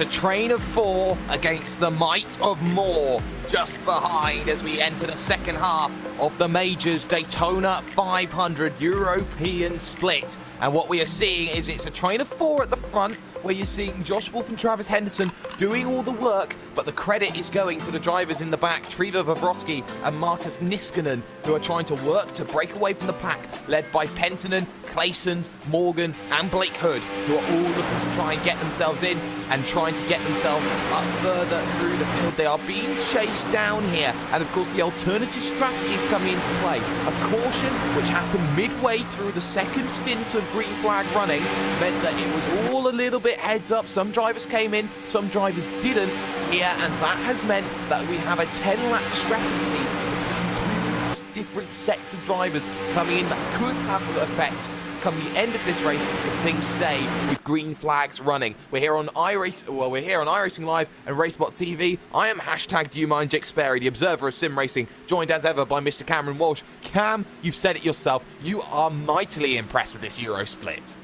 It has been entertaining, and for all the right reasons. It's this split thing with the pits is going to be very, very, very exciting. Trevor Vavrovsky has run 9 laps. Marcus Niskanen has been running 9 laps. And then you've got Marco Penttinen, which is your baseline where everybody else is, with 18. So you've got twice as fewer laps run by your race leaders. It is impressive and it's good to see. And I, for one, I think it's because they were able to be so aggressive on the entrance to pit and the exit up going to the banking. They were able to get their speed so they could catch away. Now, you got to remember here, these guys are trying to catch each other. Well, they're running 45 flats, Trevor Vavrovsky and Niskanen, and Marcus Penttinen was running 44 eights. So that front line of the grid should be able to catch them at some point. They will catch Yildiz Bultquist, and they will set him back. But Bultquist is your first car 1 lap down. But it's been good running, Jake, so far. It certainly has been good running, as he will be pretty much absorbed by this train, which is running single file at this stage. They know there's no point really trying to attack and go too wide at this stage, Cam. Would you probably argue that is due to the fact that they are in a chase situation where they know that they've got to work hard to get to where they want to be? Well, I mean, I think for all we had that big one. We had that massive incident. I think people looked at that and went, is this really worth it? We gotta have the car to the end of the race. As fun as it is to race, and as fun as it is to go 2 wide, and as fun as it is to go 3 wide and try to make something happen, it is scary. It is scary how much movement these cars are doing. I know it doesn't look like much, but if you slowed these cars down in the camera and you did slow motion or something like that, you would see just how much movement in play there is in these wheels. So for the European audience that might have a vague familiarity with it, this is actually a really difficult thing to do, to keep these cars running this close together. I mean, just take a look at the rear camera of Marco Penttinen's machine, looking at the front grille of Tim Claessen's. Watch how close Tim Claessens can get in going down the speedway. If you do that in an open-wheel Formula car, I mean, that would be just unheard of. It certainly would be, and that's especially crucial coming towards the end of the season, because in Majors terms, this is one of the 4 jewels that is had in terms of the Majors series. Of course, you've got this, the Daytona 500, the Indianapolis 500, and then you've got the Japanese Grand Prix, and of course the Bathurst 1000, that all come into play, that all have their own abilities and benefits moving on forward in the season. And of course, there's their own special championship for how many dual races you can win or do well in during a season. And if you can do well in a dual race like this, the Daytona 500, it's not often that you can get to say every day, Cam, that you are a Daytona 500 winner. And you're making me excited, Jake, because I know full well where that European split's going to be, and it is going to be exciting and fun. I have a feeling that this whole year, it's going to be a good time as they go around the lap car of Casper de Court, your leaders do. And it is just, it's going to certainly be sensational. The Bathurst 1000, the idea of it scares the absolute pants off me, because, oh my goodness me, we watch GT cars have issues there at Bathurst. I can't imagine getting the Australian equivalent of the cars that we're watching right now going around that circuit. But from here to there will be many races, dirt track racing, nationals. I can't even begin to, there's so much going on. There's a 24-hour race, I think, crammed somewhere in there. I don't even know. But it's going to be exciting, and this Majors Series, this is kind of, Jake, its own... It's a beast of its own. It used to be the Pacific Majors. Now we have dropped the Pacific part because it's just such a large system. This is probably the largest iRacing community-driven league in the history of the iRacing service. I mean, 4 time slots with basically, we have 3 splits running this race right now. It is so very impressive how they've been able to organize it, how they've been able to get everything together, and how it's been executed. And then on top of that, the racing's been fantastic so far. And I tell you what's even more surprising is the fact that the legendary Nicky team could not make top split for this one. Yeah, and Daytona's always kind of a crapshoot when it comes to that. So I'm presuming splits were determined by qualifying time. Yes, it was. And so it's just one of those situations where, you know, it just wasn't there. Your time of day, the track, how the cars ran, it sometimes just isn't there. So yeah, I'm surprised to not see him there. I guess I should also say at this point, I'm surprised that there is that 002 car of Niskanen is running there. I don't know which anime that is, but we do have an anime NASCAR stock car running P2, which is not something I was anticipating, but hey, we're here. And I have to say, Favorsky, actually, they're doing some malarkey here. They did a tandem switch in the corner, and this is actually a textbook, because your leader, who was the 24, has now switched with Joshua Wolf. Joshua Wolf is now your runner there, and the car of Favorsky was able to stay in third. That takes effort, and that takes some good negotiating, but the problem is, Jake, I don't need binoculars anymore to see the field. The gap's down to 1.2 seconds, and very soon they're going to be working the draft and getting themselves up there. Penton, Clayson's in there. You see Ashley Blake Hood, but the big sleeper agent, you could say, Cam, in the middle of all this is Jared Morgan. He will want to get to that train, and guess who he's going to be helping? Trevor Vavrovsky is going to give them an extra boost to make that a 4-car train working together. Yeah, and this is what's going to happen. I see that there's basically a 4-car split from the back of the pack, the lead pack, as it were, catching up these 2 drivers. And I think for me, the wild card, that Jared Morgan, there's a Grizzly driver running 3rd right now. Now, I don't want to say every man for themselves just yet. That will come, but not just yet. How is this going to work? Is Jared Morgan wants to stay up there for sure. He wants to get another lap back because he is 2 laps down now. As of course we saw that he had gained that 1 lap back while they had done. He'd love to go and lead this car train, but as they go around the car of Robert Lundgren, he taps the outside wall, net number 9, but he's looking all right. It's going to be difficult, and we got to see how they play this by ear. They have to play it by ear, but you're seeing now it's only 2 who are going to try and push to get onto the back of the train. It's starting to splinter, this attack. They're not able to hold together as much as they want to, and Jared Morgan is the splinter point. So that's going to mean that, you know, it's maybe a case of Morgan slowed it up a little bit to say, you know, it's the lesser of 2 evils. If I don't catch this train, you've got to come and get around me to try and make your way forward. So only Claysons and Pentonen are getting back to Niskanen and Vavrovsky, and that's going to be a crucial battle moving forward, because why would you want 20 vehicles in a fight where you can only have 4, Cam? Yeah, absolutely. And it really, so this is just going to be a 4-car battle, even though there's 6 cars in this pack. Joshua Wolf, Travis Henderson are going to be running blocker. It almost reminds me kind of in a sense of roller derby. I have no idea if you're familiar with roller derby, Jake, at all. You are so young. But the Joshua Wolf and Henderson machines are going to be running blocker for your point, which is Favorsky.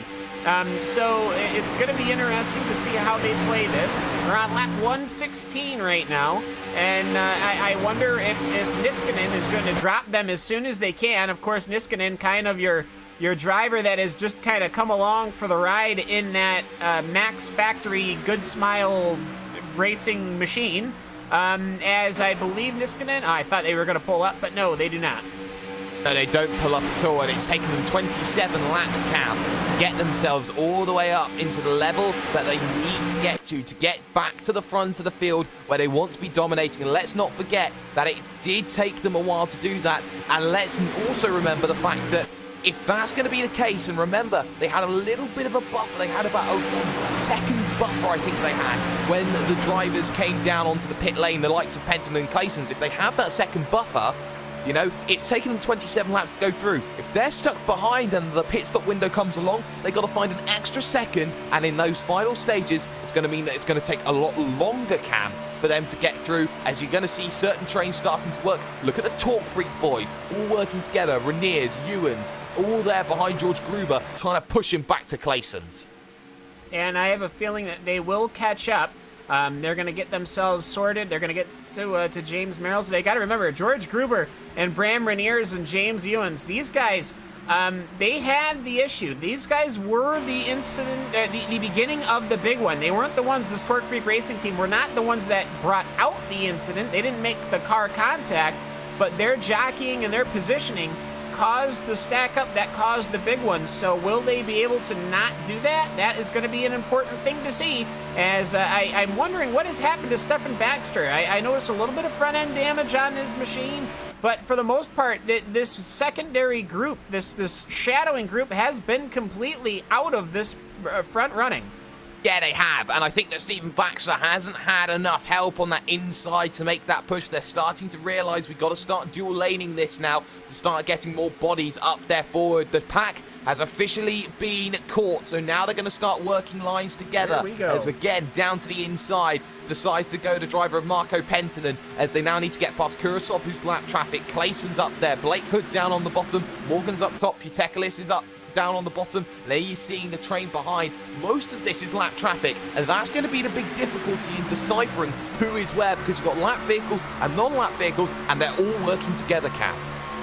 Yeah, I think for right now, don't focus on the positions, focus on your position in the pack. Don't care what position you're racing for right now. We've got another 70 some odd laps to go.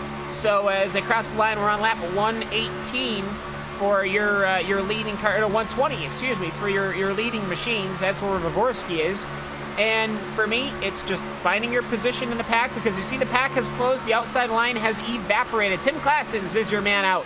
The pink numbers on that 451, is he going to force himself in? He's trying to side draft, which you can actually see he pulls alongside Penttinen, but unfortunately, he's got nowhere to go. Yeah, he's got nowhere to go at this stage. He goes up high, looking to go around the outside. He's in the high side to his advantage, but sooner rather than later, he's going to have to try and find a way to dive down in. There's no room in the inn from Marco Penttinen. There's no room in the inn then for the driver of Alexander Kurasov, as they get together in the tri-oval. They hold it together. Go careful, boys. Don't throw out the caution just yet. Yeah, that's a yeehaw right there. It's these guys are starting to get there. They're not. It wasn't full racing. It wasn't full on yet, but they're getting there. And you sometimes when you're on that outside line and you want to come in, you basically want to come up for air. We have a caution on the track. Where is that from? That is from Dawson Brock. Oh, caution flag flies from Dawson Brock. Get some words out. Brock on the next lap that we've seen, lap 121 out on circuit, and that was a case of communication gone horribly wrong with Cordell Cologne. The two teammates were working together. It was a look to the outside, and you can't get on the quarter panel and try and keep the push. Cologne spins his man, and Dawson Brock will be left very angry at his teammate. Yeah, that one was, you could have saw that coming a mile away. The Chevrolet, when your headlights are sticking out on the rear bumper, you can't touch, and you can see how much turn he had, how much those wheels were turned, and he just got spun. And if you look at it at full speed, it is not fun. If you go to like the roll bar and you just play that in full speed from Dawson Brock's position, I mean, you're just running, you're happy as can be, and all of a sudden, the next thing you know, you're in the spin cycle. And it's an incident like that, Cam, which also caused the death of Dale Earnhardt. Yes, that was more of a car into another car. You could actually see how his car rotated, and it almost backed into the outside wall, into the safer barrier, no less, because we didn't really have those. It was just hard concrete at back that stage. He clipped the car of Sterling Marlin, and that is what led him to go 200 miles an hour directly into that wall. But I will say, thankfully changes have been made, and really, as we saw at the real Daytona 500, these cars are built like tanks now. They are, and of course we are very late in terms of the strategy, so you're looking at this. Look how many vehicles are trying to dive in. Kirsanov will stay out. Also, Putekilis will stay out. They want to get those laps back, so they'll work as much as they can. So caution flag stops then come into play. It's now a battle of pit crews, Cam. Yeah, so pit times will be coming. Let's see who gets to go as Marco Pettinen's in his stall. He's at 10 seconds already. Who's going to pull out? As the times are all coming on in, revs are starting to build. Pettinen is going to be away with 17 seconds. A couple of other cars are starting to pull away. 17 seconds, a 14.4 for Trevor Vavorsky, a 15.3 for Marcus Nilsson. So the fast times are coming in here, and that 14.4 is going to be great for Vavorsky. I think that's a short fill there, Cam. Very crucial because remember, both Niskanen and Vavroski, they were on that alternative strategy where they had 9 extra laps. That short fill was only to fill up to fill that tank. They are now back on the same strategy as everybody else. Yeah, so I think right now everybody is going to be on the same page here, and that is going to be very, very interesting. I don't know who the lucky dog was, but I can tell you who it wasn't. It was not Jared Morgan, Travis Henderson, James Merrills, or Yildiz, or actually Yildiz Putiklis is there. It's going to be your last car on the lead lap. Well, it's not going to be them. We will find out in just a little bit, but I think that what we can do right now is we can just step aside for one moment here. We'll be back with more in just a couple of minutes' time.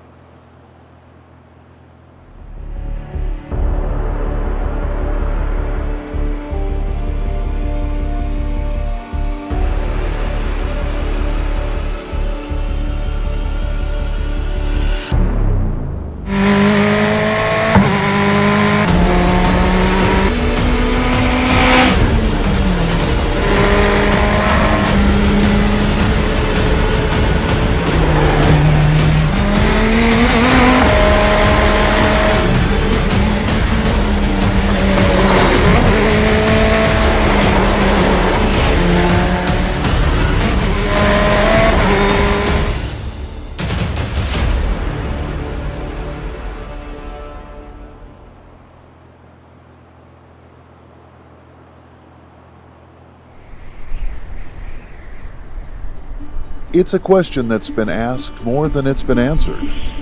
How do you win the Daytona 500? This race is more than just man and machine. At Daytona, there's a secret to unlock. Now, some folks call this secret the draft, and others call it the air. But as for me, I call it the wind. And carried with that wind are the spirits of the legends and the gods of racing themselves. So, how do you win the Daytona 500? Ride the wind.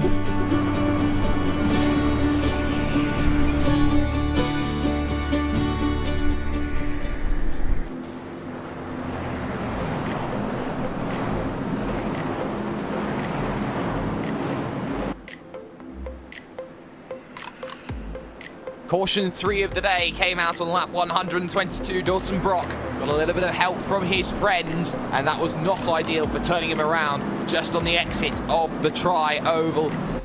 And we're in a situation where the strategy has come back together once again. Everybody pretty much on that same sort of line now at 124. We are one stop away now from the end of the event, and now we're starting to gear up with just 75 laps to go when they next cross the line to thinking about heading on forward. This is the Majors Daytona 500, round 2 of the championship here on iRacing Live, and of course on RaceSpotTV. I'm #DoYouMind Jake Sperry, the observer of sim racing. Joining me in the booth, as always, is Mr. Cameron Walsh. And Cam, we had a great green flag run. It lasted pretty much 60 laps or so, and now we're going to start thinking about getting this one back going again. The pack is brought together, and I tell you who the scariest factor is right now. It is going to be that team of Talk Freak Racing.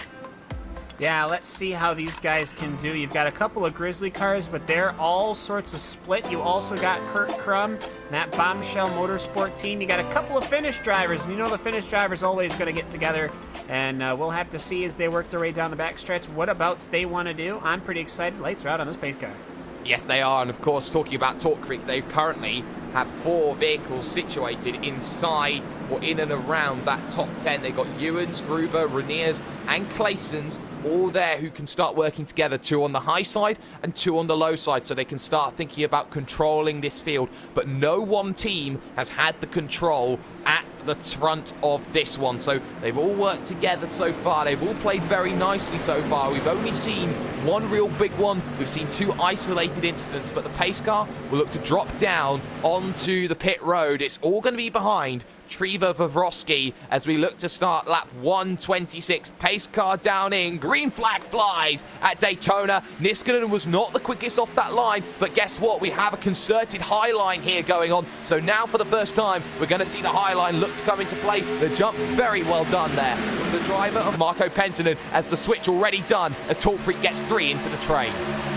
Yeah, and they're just waiting on Tim Claessens now. Claessens has got to be the one to drop down. He looks like he's got space. His teammate, Bram Rainiers, lets him get that space there. You got 3 on the inside line now. Marcus Niskanen is completely out on his own, so send that car back to the back, as that is going to be Jamie Fluke. And here comes Jamie Fluke, actually, the 49 machine on the lead lap. That is basically, I think, one of the only I would say it's Apex colors, but I don't want to jinx myself. Okay. All right, so Jamie Fluke, that Apex machine. It's the first time we've really seen him come into play here. He wants to play on the high side. He wants to play on the high side, but he needs some help from his friends here. He's going to catch this. In fact, he'll dive to the low side because they're not going to get too much help in terms of moving on forward. So the train very much still behind Vavrovsky. Penttinen has been very much up there through the mid part of this race at the front. Ashley Blake Hood, who I would say is more of an oval specialist than he is a road specialist, which is very surprising for a British driver. He's up there in 3rd position, and he is having a cracking run of things, starting 10th today. Yeah, let's hopefully let's hope that the Toyota Camry of the 348 does not start using his touring car background. Please don't. It will not end well here. But Tim Claessens, Bram Rainiers, and George Gruber, and I almost wonder, they've got James Elands 1 car away with Simo Lappinen, the 08 machine, the Aeron, I can't pronounce that other word, Otto Palvelu. I'm presuming it's Finnish. The pink car is they're running basically between them, and I wonder if this is Torque Freak Racing Team if they jump to the high side, if they jumped right now, they would be able to get by the leaders. They certainly would be able to get by the leaders, but I'm wondering if they want to make it more concerted by getting a 4-car stranglehold at the top, because there's nothing more difficult than getting past 4 people of the same team. We saw how difficult that was in the stint when Vavrovsky and co had to try and work to try and pull away, but everybody is working now to try and make it work in their favor. So the line very much stern then at the front. We don't have too wide at all going on through this field. In fact, we have a little bit there with Kurasov and Van Broek both laps down, but the second pack already being dropped then, and that's the likes of Merrills and Baker who are laps down here as they all look to try and get through. The top 20 currently scored on the leading lap, and they're all in the front train. Yeah, that's good. It's good to see that. We've got to remember this Grizzly event. Trevor Vavrovsky, he had a great thing going on. He had 2 blockers, laps down on his own team. He had pretty much everything you could ever want as a leader at the Daytona International Speedway in a restrictor plate racing, and his own teammates kind of let him down. Not even kind of, they just let him down. They had a self-incident going up past the tri-oval, and so if Grizzly ends up not coming away with this, well, I mean, obviously things happen. It's Daytona. It's the wild card track. People actually say that the NASCAR season doesn't even start until they get to Atlanta the next week because it's that much of a wild card. But if Grizzly doesn't pull this out, I gotta say, one of those contributing factors might have been that they shot themselves right in their foot. Yeah, and they can't afford to be shot in the foot at all as Vavrovsky holds that advantage. Nobody can be shot in the foot. Who wants to be shot in the foot, Jake? Someone wanting to get out of being in an army. That's the way that you get yourself shot in the foot. Fair point. But you look at this train now, they're starting to break away. Eric Micker now starting to make the break. Team Toika in the Team Bushvink colours, unable to really attack and get back onto this one and really start thinking about making their way through. So I think that you're looking now, Toyka's going to have to work now with Stephen Baxter and the Booze Ted machine about really working to get through. Little think they're actually a little bit further forward from Ewens. He was thinking about, can I jump Lepinen and get back in underneath with Gruber? Because if he can get into that 4, I think we're definitely going to see the attack and the charge coming in from the likes of the Talk Freak boys.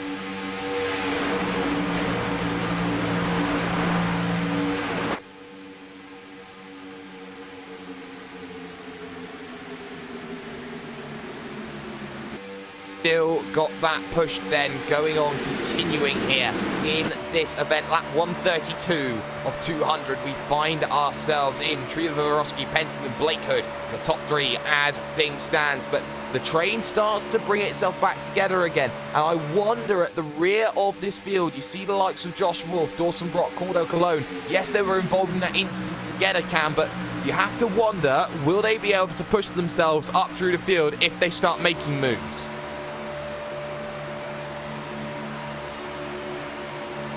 Well, I believe we have lost Cam for a couple of minutes there. That's an unfortunate there, my bad. I've forgotten how to read properly. So that's my issue and my issue alone. So, you know, you're starting to see here now how everybody's starting to get a little bit antsy as they look to move out and go through. And actually, here comes the Grizzly charge. And remember, they want to help Vavroski at the front of the field and try and lock out as much as they can. And now, if you're Talk Freak, this is where you start thinking about making this move. You first get the driver of Ewens to jump up to the high side, block the attack then that's coming forward, and then you start thinking, okay, if they're coming, I've got to start making my move as well. Ewens should jump to the high side, but he doesn't have that ability to. The 3 and the 4 vehicles that are there, and on the back of this one, Timu Toyka trying to jump in. We now definitely got a high side starting to work. Cam, the high side attack is starting to come. Well, looking at it, I mean, it's going to come. It's a bunch of Grizzly boys, and if they make a little bit of an alliance here with the Bombshell team, which can certainly happen, as Kurt Crum almost takes a night from Eric Mickey. Mickey has to pull high, so Kurt Crum will probably have to pull high. There's a yellow. There's a yellow, and that was Lin Luoto and Kip Stevens. The hair flick gets a turn, and that means that a caution comes out. Also, we see Baker getting involved as they still wreck down onto the infield as James Merrills takes another hefty tap and things. That was in the back of your pack there, and Kip Stevens getting very unlucky about that incident. The replay up on screen, it started to check up around the Mickey sort of area, and you saw Stevens starting to push down on his lane a little bit there. We also saw trying to get there, Putekilis Cam was trying to get down low to try and get there. He just didn't quite get there in time. Yeah, and I think he realized, well, I think Kip decided, okay, he saw the car of Eric Mickey pull up, so he went, okay, outside lane is going to be slow. I want to get to the inside lane. But there was Putekilis was just making the maneuver at the exact same time, and actually one of your front runners, Marcus Niskanen, he was able to get through cleanly. However, the car of Tapani Linioloto was not. He took a very hefty shot to Kip Steffen's vehicle. Then, because they were checking up, there was more wrecking behind, and David Baker ended up losing control of his car and absolutely nailed James Merrills, and David Barraclough also in trouble there as well. Yep, so that's 4 vehicles getting themselves into a bit of an issue. Lucky dog loser at this stage would be Travis Henderson, who would go and get a lap back and get on that leading lap. I tell you who this has benefited at just the right time. It's the Grizzly Motorsports machine, because not only have they got themselves a bit more position, they've also put another vehicle in between them and Talk Freak and James Ewens. So Ewens now is starting to become less and less of a factor here for the Talk Freak boys. I think Talk Freak understand now that Grizzly want to make that charge. They now have 4 vehicles in some very scary places. Yeah, and everyone's going to come down pit road. Okay, most cars aren't going to come down pit road, or at least the Torque Freak boys are not. Which is, and actually Dawson Brock making a very shady maneuver, I think, cutting across the grass a little bit there. I was about to say, everyone should come down pit road. Everyone should be fuel saving, by the way. Everyone should be shutting their engines off, because if they get a couple of more cautions, you got to remember, there's 47 laps in a tank. We're on lap 136. Do the math, you can make it pretty close, and it is as far as you want to go. So for me, these guys should be on max fuel saving. They're not, which is what the maybe perhaps the European aspect of this. But they should definitely, everyone should have came down pit road, because those guys that didn't, they might have the position now, but they're going to regret it later. I know they're going to regret it later, Cam, but would you think that they're banking here on another caution when they have the track position, when they have 4 vehicles up at the front, they can coordinate that start then to try and get themselves pushing forward, and they can completely leave everybody else unawares? They can also pull a Grizzly and spin out their own teammate, but I mean, really, it's true. It can easily happen when you're all on voice communication and your caller says, "I'm going," in 3, 2, 1. Somebody tries to jump the 1 because they know that TeamSpeak has a hair bit of a lag. Somebody else is going to go after he says 1 because it's after he says 1. It's very easy to have yourself an issue when you're trying to restart with teammates. I've been there. I have done that. And it is not entertaining. You're basically, this is going to be actually fairly interesting. You've got a Torque Freak front 4, and then you've got a Grizzly row, and then it all goes from there. But it's interesting, and it's good to see here. And I got to say, actually, I'm looking at Sapani Liniolotto's car, that 951, not as damaged as I thought it would be. Not as damaged as you thought it would be, so it's still got a chance of running a very good race. And now you're seeing the next lot come in. Barraclough, DeCourt, Kursanov. You're seeing Van Broek, Morgan, Bodis. All the lap cars decide to come in a little bit later on. But, you know, would you argue, though, Cam, that maybe if they wanted the track position as well, maybe you sacrifice maybe 2 vehicles for this one? Maybe sacrifice you and sacrifice Gruber, and then leave Reniers and Claessens out in front to try and fend off the 2 vehicles behind of what was Brock and Cologne, as they have alternated the strategy when it has come to Grizzly? I think for me, I understand what Torque Freak's doing, but with Grizzly, they were a little bit uncoordinated. A couple of cars came in, a couple of cars stayed out. And for me, we now have 21 cars on the lead lap. One of them, including is Travis Henderson, that Grizzly machine. And so for me, Jared Morgan, I think, is maybe he's on the lead lap. I don't remember, but we are still going to be under caution for this lap, +1. So it's just one of those situations where I understand why they've made the point. They're probably banking on a good 20-25 lap run, but if this thing goes green, they're kind of going to be in some trouble.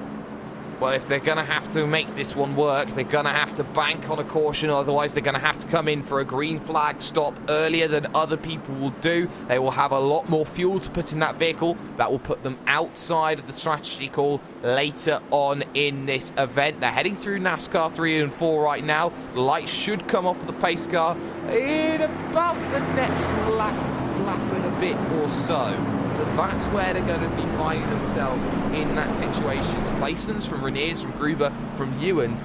And actually, I think that the pit stop window really did help a certain amount of drivers, because someone like Vavrovsky got jumped by Mika, Leppänen, Penttinen, and Niskanen. So suddenly, you're looking at Grizzly, and they are not in the position that they once were.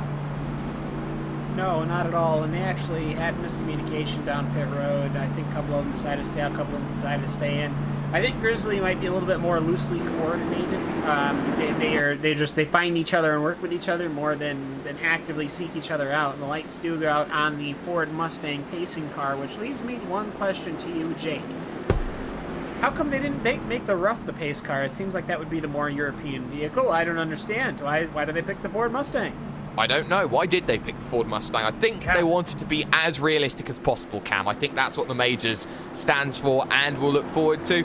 And there's nothing wrong with a British Mustang. I know a few Brits who like a good Mustang here and there.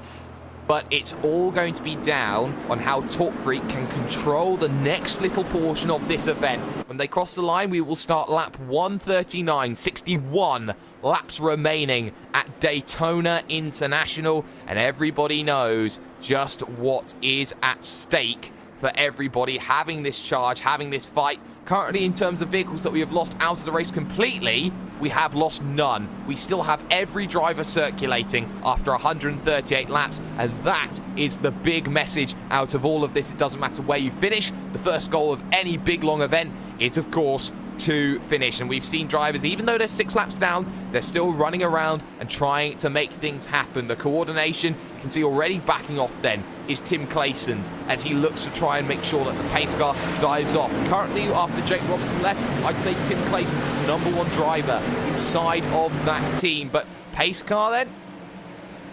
dives down onto the lane. It's all behind Clayson's. Green flag, they get themselves underway. It's going to be 4 Talk Freak, 2 Grizzly, and then behind that you got a bombshell there with also the likes of those going forward as well. And it seems that we're going to see those with tyres versus those with no tyres making that move. Ewans, though, doesn't get the run that he wants. He's on the outside. He needs some help if he wants to make it a train of 4 again. I wonder how many would want to help him, though, knowing that they've got Talk Freak up there, Cam, as right now it's 5 to the front. Yeah, and an impressive start from Tim Classens, but his teammates just weren't there. Brand Meneers comes in, gives him a good old-fashioned bump on the rear of his Ford Fusion, and here comes the outside line. James Ewans, he's running blocker for the high side. He's not going to be able to get in because Grizzly is there. Dawson Brock will not let him in, almost shows him some door as they come off the exit of corner number 2, and here they come, or corner number 4, excuse me, and here they come into the tri-oval, and I gotta say, we've got a good green flag start here. No surprises, outside line fades away. We haven't seen any one-lap runs, and I think that's been very crucial. Everybody has understood the green flag run. Everybody has understood what is expected of them. We've got a good high side working here a little bit further back there. You've got the likes, say, of Wolf and Vavrovsky trying to work it there, trying to work with Marcus Niskanen to try and jump themselves up as they want to help their boys and then start to launch a counter-offensive. Those in the middle, those who are single-team drivers, I think they've got to start working together now. Someone like Jamie Fluke has now got to start positioning himself. When you're up against a team fight as what I'd say a vigilante, Cam, you really do have to fight up against the machine. Well, I mean, your friends and your enemies become vice versa extraordinarily easy at 200 miles an hour here at the Daytona International Speedway. It's almost legendary to see just how quickly allegiances can change and how you can dump people and push people that you would normally never even so much as speak to. Here comes Marco Penttinen. He is now going to hook up with Cordell Colin, as he is almost looking to get pushed up by Kurt Crum. Kurt Crum is there on the inside line. Looks to me like everyone's making it work, but I see a massive Grizzly train on the outside line. And hey, if you want the outside line to work, send an entire team up there. Why not? It works, so go use it. Kurt Crum on the inside is trying to give as little help as possible to the team there of Talk Freak, but you can see that massive hole behind Kurt Crum. It stretches all the way back to guess who? Simo Leppänen, who isn't having anything at the moment to work. As back down to the bottom goes Marco Penttinen. He sees that the outside line isn't working anymore, so he's going to try and use the draft to bring himself back to Kurt Crum, try and get 2 positions. Now it is very firmly the Grizzly train on the outside because they are the only ones that are there, and you see a little bit further back, Eric Mika is trying to get himself on the outside to try and work with the train, to try and get himself back up to Kurt Crum. Team Warfare is fully in action, Cam. If Torque Freak was smart, when they see that Grizzly train rolling, they should lift all 4 cars to the high line, get the speed, and then dump back down into the corners, and the corners hit the low side. That is only if the Grizzly team starts coming. Penttinen has pushed himself up to the front of the Grizzly team. So it is 1 inertia and then 4 Grizzlies all ready to rock and roll, and it's earmarked by a bombshell. This is, of course, your allied run here. They're going to run the outside line trying to get against, and this is the interesting thing. There's a bombshell car at the back of both of these packs, so it's interesting dynamic. It's some good old-fashioned fun here at Daytona, and this is what it is about. Good restrictor plate racing here at Daytona. And Simo Leppänen will use the train of 5 to get through, and this is going to freight train maybe those on the outside to start having a little bit of worries as they move forward. Just at the back of this one, though, you've got Baxter, Little Luoto, and Jamie Fluke that all want to go through 3 wide. They're going to go contact, and round they go. Big one happens as Grizzly, 3 of the 4 all get taken in that one major incident. You go 3 wide on lap 144 and you pay the price. We're going to have to see where this developed and what started this. It looked to me like Kurt Crum might have tried to take a bite out of the apple of Eden, and he paid the price. You can see the replay right now. Let's see if we can get this wound up. Here you go. So, he's riding comfortably behind the 123 machine. James Ewans, yeah, he gets a little loose, and that allows Kurt Crum. Kurt Crum goes, no, I got this. This is fine. And then they just all sandwiched in. Ewens tracked up the track a little bit. He tried to stay low, but he clipped the apron, which sent him up the track. And Pettinen was there, and they all three touched. Kurt Crum had nothing he could do about it. Pancaked right into Cordell Cologne and Marcus Niskanen. And that started a massive incident with all the Grizzly boys. And actually, you know what? Great car control from the guys in the back of the pack. I think I only saw one car spin. Maybe it collect 2 or 3 cars. And actually, no, I saw Lignoloto get caught in that one too. So they looked like they were going to get it, but unfortunately, that just didn't happen. And what perfect timing, you could argue, for the Talk Freak boys, because remember, they didn't come down on that last stint. And if they come down now on lap 145, you know, 2 or 3 cautions, Cam, can you argue that maybe they could save enough at the end? I don't think they can, but they can certainly give it a good go. No, and I don't think they have any they're going to have to come into pit. I think everyone's going to come into pit this time, and then it's going to be close. I was just looking at Sapani Lignoloto, and so unfortunate for him. He was basically cleared through that wreck, and then just one car driving. That's why you always go high, because the cars slide down. That's how gravity works. And the number 7 machine of Kurt Crum ended up coming into Sapani Lignoloto's car. But very unfortunate that we've had this incident. Yeah, very unfortunate. It really has disrupted the flow of this battle. And, you know, you look at everything that has gone on.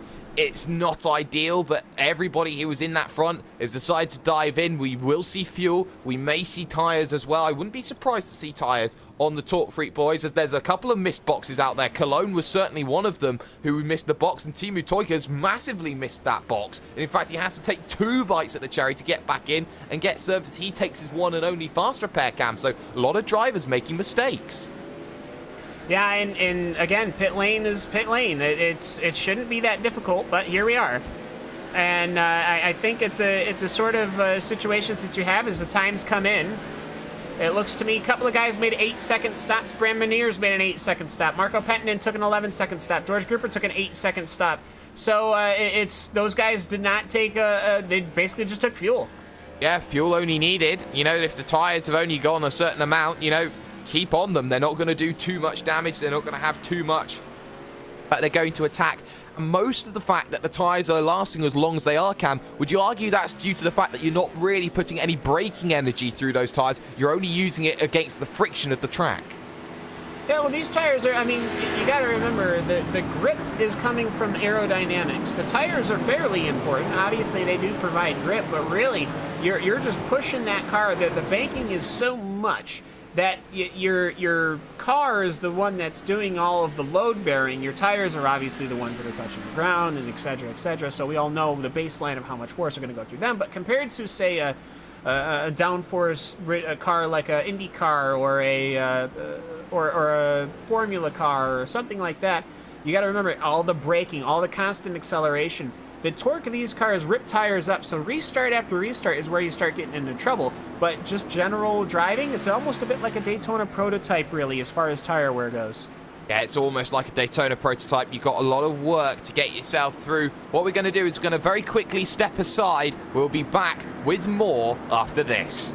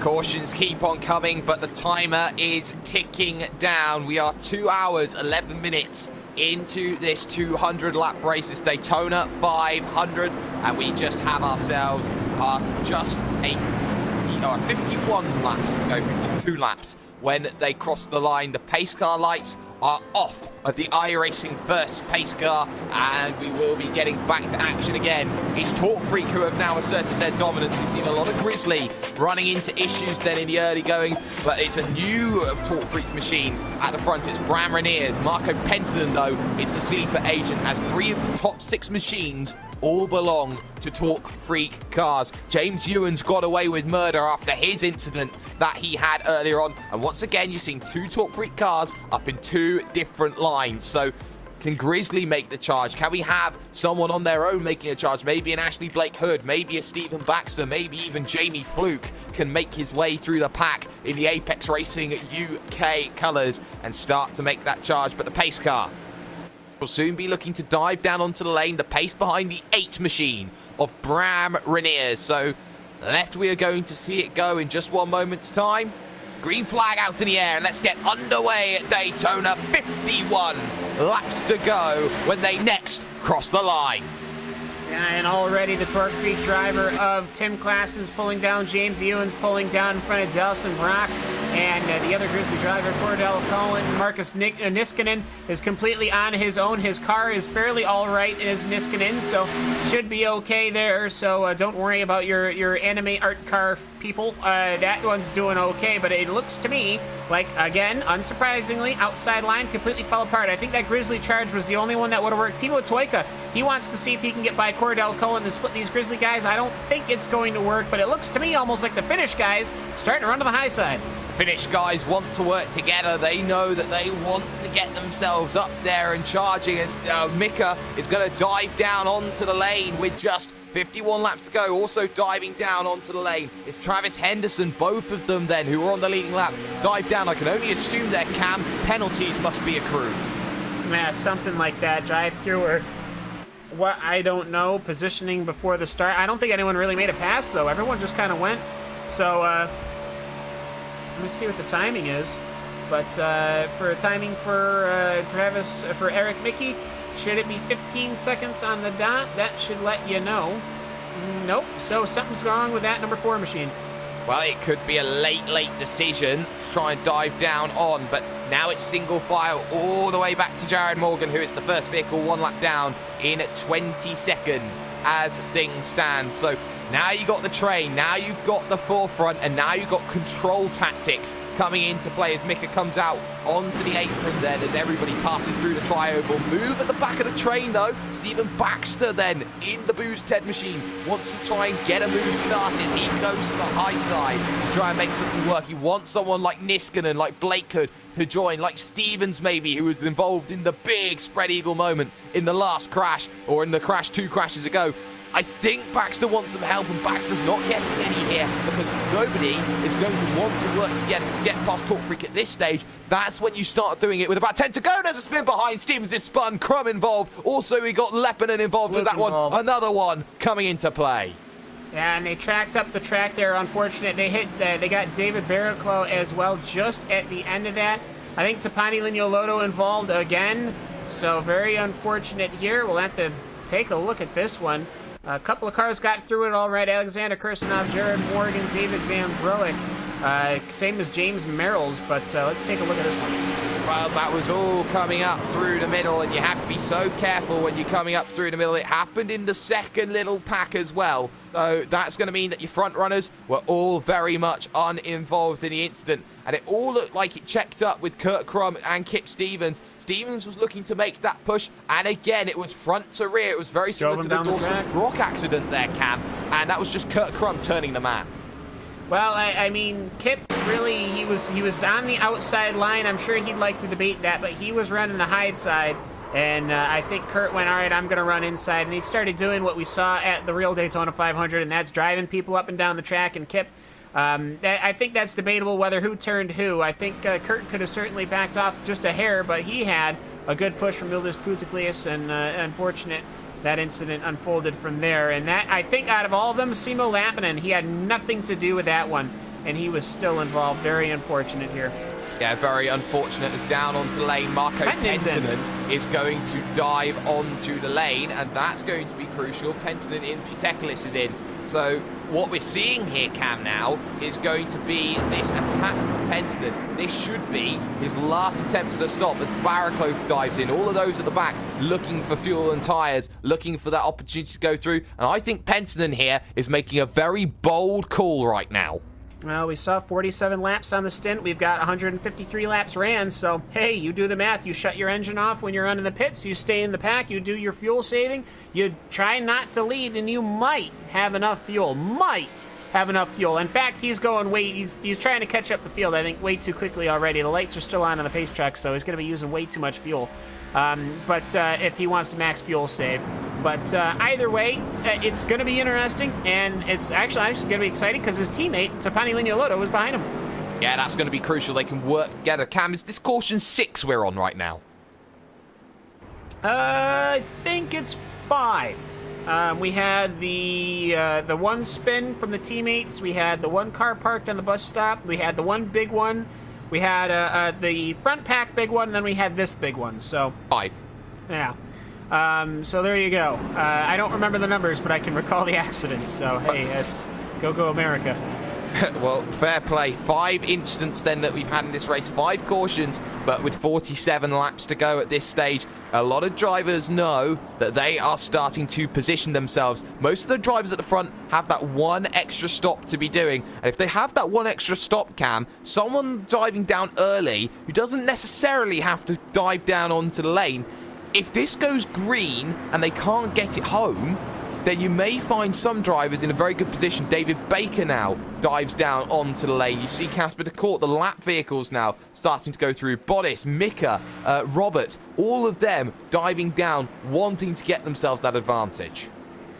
Yeah, and this is just a matter of trying to get yourself sorted out and in the best position for the rest of the race. So you got that mid-pack coming in. Now, a lot of these guys, they want to get the damage repaired, too. They want to see that front bumper come on. A couple of other things here. Eric Nicky, he's down the lane again. That was like a 30-second pit stop, by the way, when he did come in. So something wrong with that number 7 machine. A couple more cars coming in. I think these guys, what you want to do, you want to come into pit lane, do about 20-30 seconds of repairs, pull out, do a lap, come back in, do 20-30 seconds repairs, so you don't go a lap down. Yeah, that's the way that you have to work it. You sort of, you do it in an allotted time so that you can get yourself back out there and running at ability. But once again, we're going to see the front 4 try and dominate, try and cover both lanes when it comes to the attack. So it means that you got the stranglehold once again at the front of the field and working together. You don't often see it in NASCAR circles, but in these teams, I think some teams understand that the team has to come first sometimes. Yeah, and it's a little early to talk about points, especially when you're talking about this being one of the crown jewels of the major series. Everyone's going to be running for the trophy. They want to get it. They want to get the win. There's no such thing as a team with 2 to go. There's no such team as a team with 3 to go. It turns into a melee very, very, very quickly. Now, you want the best for your friends. You want the best for your teammates. But at the end of the day, you really want to take home that Daytona 500 European Split Championship for the Major Series. It's going to be about who wants to be selfless and who wants to be selfish. There are 2 different types of character. It's one who can win, and it is one who can't. Lights come off then of the iRacing first safety car. We will be going green on lap 156, which leaves us with 45 laps of action left to go at Daytona Beach here in Florida. And looking further down this pack, you're seeing now more drivers starting to run into maybe a little bit more trouble when you're looking at those drivers trying to catch up. Putekilis is certainly one of them. Fluke has to stop back in for the 2nd time in this run. That will pretty much put him out of contention unless another caution decides to come out, caution number 6. But we're seeing the more that you go on, the more that these cautions are starting to become more frequent. Everyone is getting a little bit more aggressive now. Everyone is getting a little bit more nervous. They're trying to position themselves, to put themselves in the perfect position possible, to put themselves in the right place, passing the left hand, right hand bus stop chicane, which they took all of about 4 or 5 weeks ago. But now, the time for waiting is going to be over as they head through NASCAR 3 and 4. The time for action against Torque Freak is going to be now. And a lot of drivers who have been sitting and playing the waiting game all throughout this one have tried to do well. What about Jared Morgan as well in 16th position? He's had to work his way back from 2 laps down, and he's finally back up onto the leading lap. But the iRacing first safety car down on the lane. Green flag, and let's push and go. And look at that perfect checkup of the Grizzly boys, and they will look to try and get that lane, but they don't have the lane. They don't have the perfect lane here when it comes to Dawson Brock. Brock will look to try and get himself down on that inside. Ewens doesn't have to run. He needs some help. Now the drivers behind need to start abandoning that top line to try and make sure that they break just one driver off the train at the front can. You know, one of these times that outside line is going to work, and it is going to probably be if we have a last restart at the end of the race. Now, we do have to remember there is no green-white checkered. We are at 44 laps to go, so everybody that has taken a pit should, in theory, be able to have fuel to the finish, and especially if we have a caution. So let's see what they go. Let's do the dance, gentlemen, as at Daytona International Speedway playing host. And there's a caution, big crash in the back. Oh dear, another one that happens at the back, and it's not ideal, but it just slows everything down all over again. Simo Lepinen is slow once again. Well, that was 2 drivers at the back having that attack. It was John Roberts against Lepinen. Lepinen did come down, back up off the apron came John Roberts trying to hold it together. And I have to say, Lepinen did give the first shove there in terms of that exchange. Yeah, and Barrichello was involved in that as well, unfortunately. That is just Lepinen. I think he got some speed. There was a slight kick up from Robert Lundgren. Lundgren was slow. Lepinen wanted to get by. Lepinen then Roberts hit the apron, which we've seen before. That's what started the incident before. So Roberts, if he was able to just stay on the bottom side, he would have been fine. But he clipped that little bit of apron that kind of shoots you up the track a couple feet, and well, there you go. And that is caution number 6 of day. So that caution means that we have ourselves a little bit of a change. And I believe that was just not enough for James Ewens, as Dawson Brock has put himself 1 vehicle in between. So now that block of 4 now becomes a block of 3. The next question is, does anybody dive down? Do you now take tyres? Do you now take fuel? Because you now know that doing so is a guaranteed enough to get yourself home. Yeah, and a couple of these guys are going to be coming in for fuel. They want to be sure. Grizzly boys are going to want to come in. The Finnish drivers are coming in. Ashley Blake Hood pulling in. Travis Anderson. So it's basically the Finnish guys and the Grizzly guys, as well as a couple of others, are coming down on the lane, except for Marco Penttinen, who is not. He wants to stay up to this front tap. So it's interesting to see a couple of cars having a backup. Couple of, you see the smoke coming off in the pit lane. Everyone's pulling them up, driving them down the lane. Yep, they are, as you see Yutis Patekilis try and get out and going. Blake Hood off, Cologne off. You see Teemu Toika getting away as well. Still seeing Josh Wolf there, and Simo Lepinen with a heavy amount of damage. I think he's going to be there for quite a while longer if things keep on going the way that they have been going. So I think that right now we are seeing a lot that has happened, a lot that can happen And I think that the way that we're looking at this race, I think now, you know, it is very clear. These drivers want to get up there, and in fact, James Ewens now makes it once again the blockade of 4.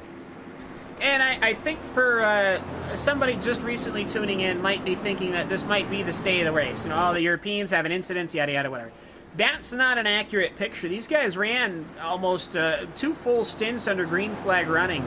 We've had, only really 3 big incidents. I would say, honestly, I would say 2 really big incidents, and a couple of singular car-to-car incidents. The Grizzly boys spinning each other, and this recent incident, there's only like 2 or 3 cars involved. So it's actually been pretty clean, minus a couple of silly incidents, a couple of bad decisions.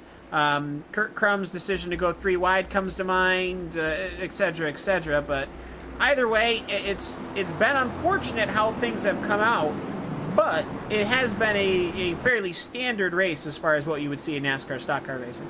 Yeah, you have to say that because it hasn't actually been bad. 6 cautions is what you'd probably say is par for the course here at Daytona, Cam. 5 overtimes to get the Xfinity race. That's her green-white checkered right there. They did to do that 5 times in a row just to get a winner. So we did not have that at all. No, we don't. And, well, you know, those are the next generation. If they have to do it 5 times, then these guys are certainly doing it a lot better. And I will correct you, Cam. The only time we can have a green-white checker is if there's 6 to go and there's a caution. Yes. So if there's 6 to go and there's a caution, yes. So, either way, the lights are going to be going out, I think, this time. They're going down the back stretch past. And I've wanted to give a shout-out to these guys all night long. They are going past the legendary Budweiser Party Porch. Oh, yeah, and it's always going to be a party in the Budweiser Party Porch, but right now it seems that for a lot of drivers, their party has been thoroughly pooped at this stage. So 19 vehicles we got currently trying to circulate on the leading lap. Eric Mika is that last vehicle looking to make that push, but right now it's going to be about aggression, you feel, at this stage, but controlled aggression, Cam. There's no point trying to get too antsy with it between now and the end of this event. And if you're a torque freak at the front, you now start thinking about, well, how do I work amongst my own team to switch out my drivers and save my fuel effectively? Yeah, and for me also, I think these guys, the pressure is building. Is also, hey, shout out to the Party Porch because Hugo actually changed the camera to those guys. So, hey, so for me, this is kind of where the problems start building. Right now, we've got 40 laps to go. Everyone's good on fuel. This is where the problems start, as the lights have gone out on the pace track. This is where things start unfolding. This is where the craziness starts happening. This is where, and Jake, I hate to say it, these guys are Europeans. They have not done this a lot. You start seeing that middle line.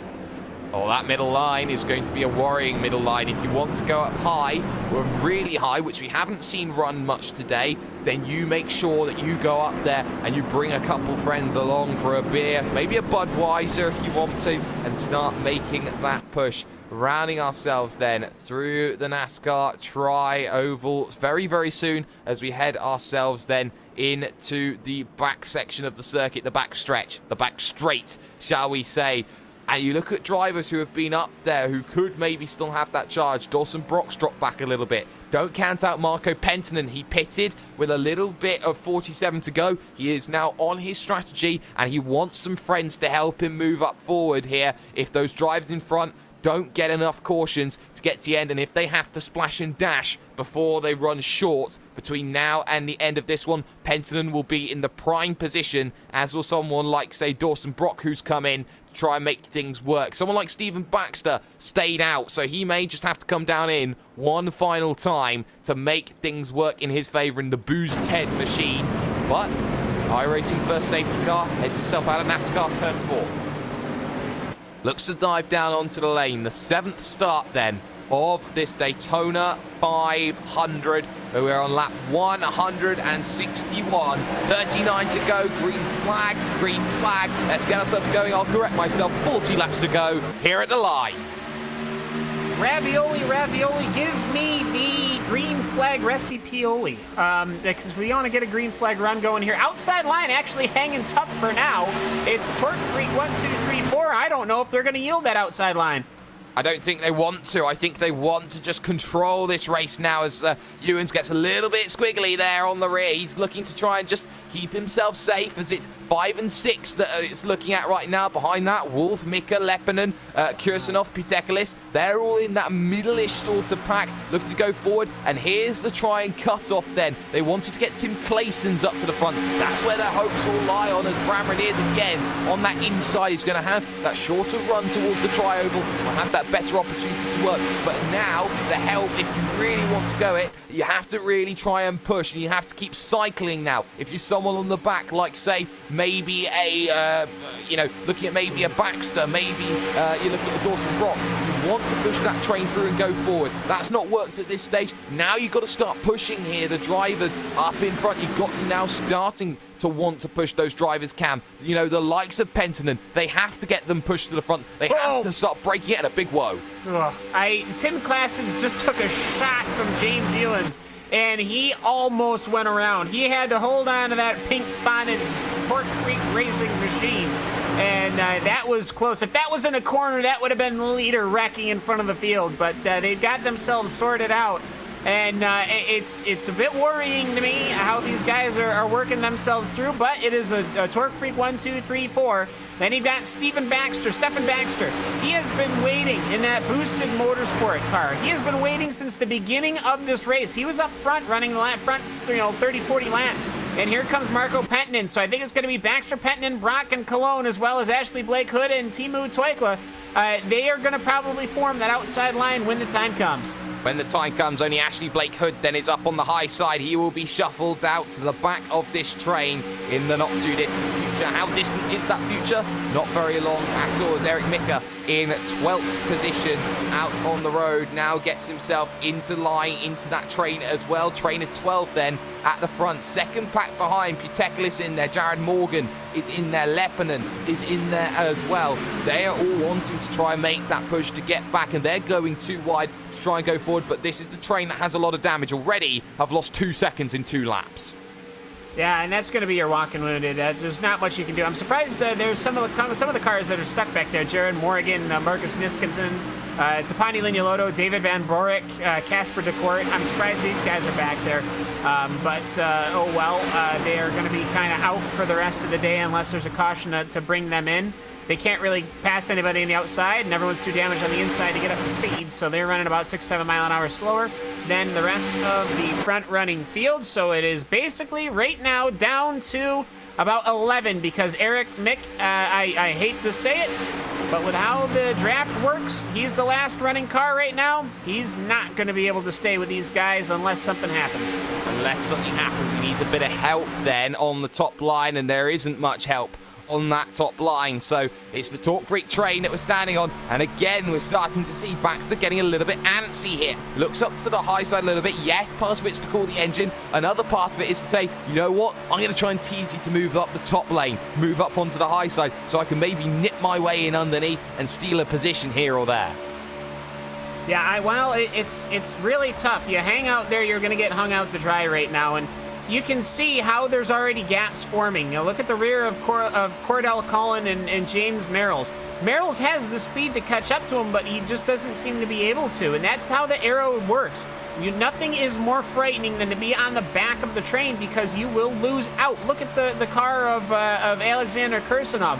He's lost out. Look at Eric Mick. He's starting to lose out.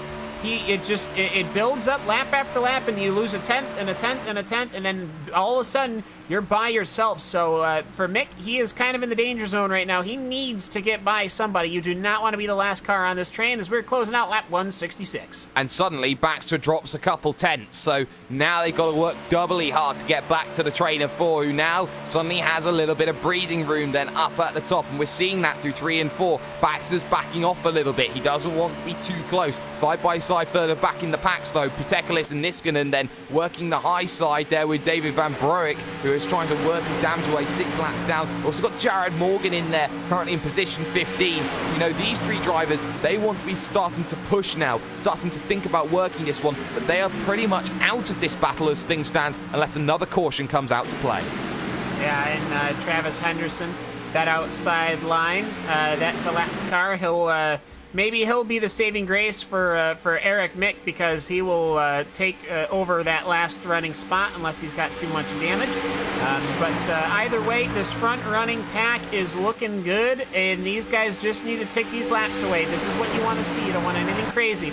And finally, getting past the walking wounded is Marcus Niskanen. And Jared Morgan, however, has been stuck. That's another one of your Grizzly drivers. He's got a teammate behind him of Joshua Wolf. And really, he really needs to try to go through. It's been a long while coming, but Jared Morgan is on the lead lap now, as well as Joshua Wolf. So he has got to work his way up there. And actually, it's Tapani Lignolotto as well. So these cars, they've got to just really start doing what I don't want to say, and that's they really got to start bump drafting. They have got to get these field moving. Yeah, they have to start pushing this one. They have to start getting themselves moving up. One retiree official, Trevor Vavrovsky, who was up there for so long in this event. His day is done. He will not add any further to this event. He will be the first retirement on lap 169 of this event. When they cross the line, it is 31 laps to go at Daytona Beach, Florida. And now you're starting to think 30 laps to go. You keep ticking it down mentally. You get to 25, you get to 20, you get to 15. Every single lap you start thinking, okay, how am I going to position myself? And there was that little half look high there from James Ewens. I think he just got a little bit out of shape there in terms of where he wanted to be. And he was instantly followed by Rainiers, who was following him right to a T like a dog who knows that there is a bone in the back of the man's pocket. Yeah, and I think that's very important. Communication is so very important here. If these guys, they should all have spotters. I'm sure some of them don't. But really, for an event like this, you need a spotter. Just get a friend. Just somebody that you know. Is just so very important. And to help you out with seeing where the lines go. Your in-game spotter is not going to be the one to let you know, hey, there's a 5-car train coming in on the high side. Be ready for it. So communication's important. And hey, when you've got 4 teammates all on a line like this, I have a feeling, Jake, they're all together.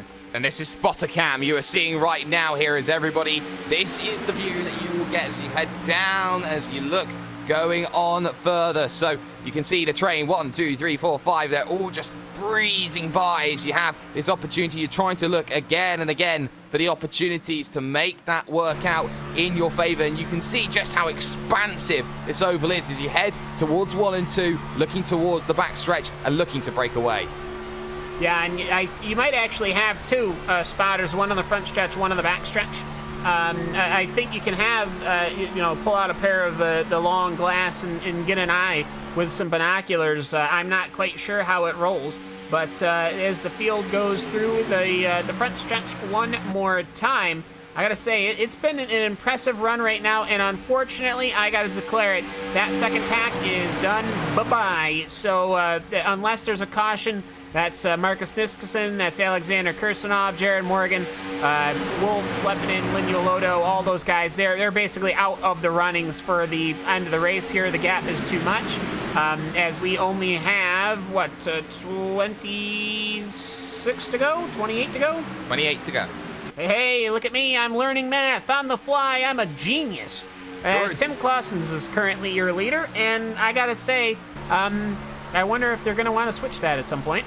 I wonder if they want to switch that too, and they have to coordinate this one very well to make sure that no one like Baxter or Penttinen start putting themselves in that situation. Penttinen will want to be saving fuel in the pack. That's why he'll be wanting to keep himself there before they head on further forward. 1, 2, 3, and 4 is your leading Torque Freak machines, but now you're starting to think here, okay, when do I start launching my offensive? And all of these drivers in that train, they're going to want to do one thing and one thing only. As the driver there of Baxter thought about going to the high side, I've got no friends, no one's going to come and help me.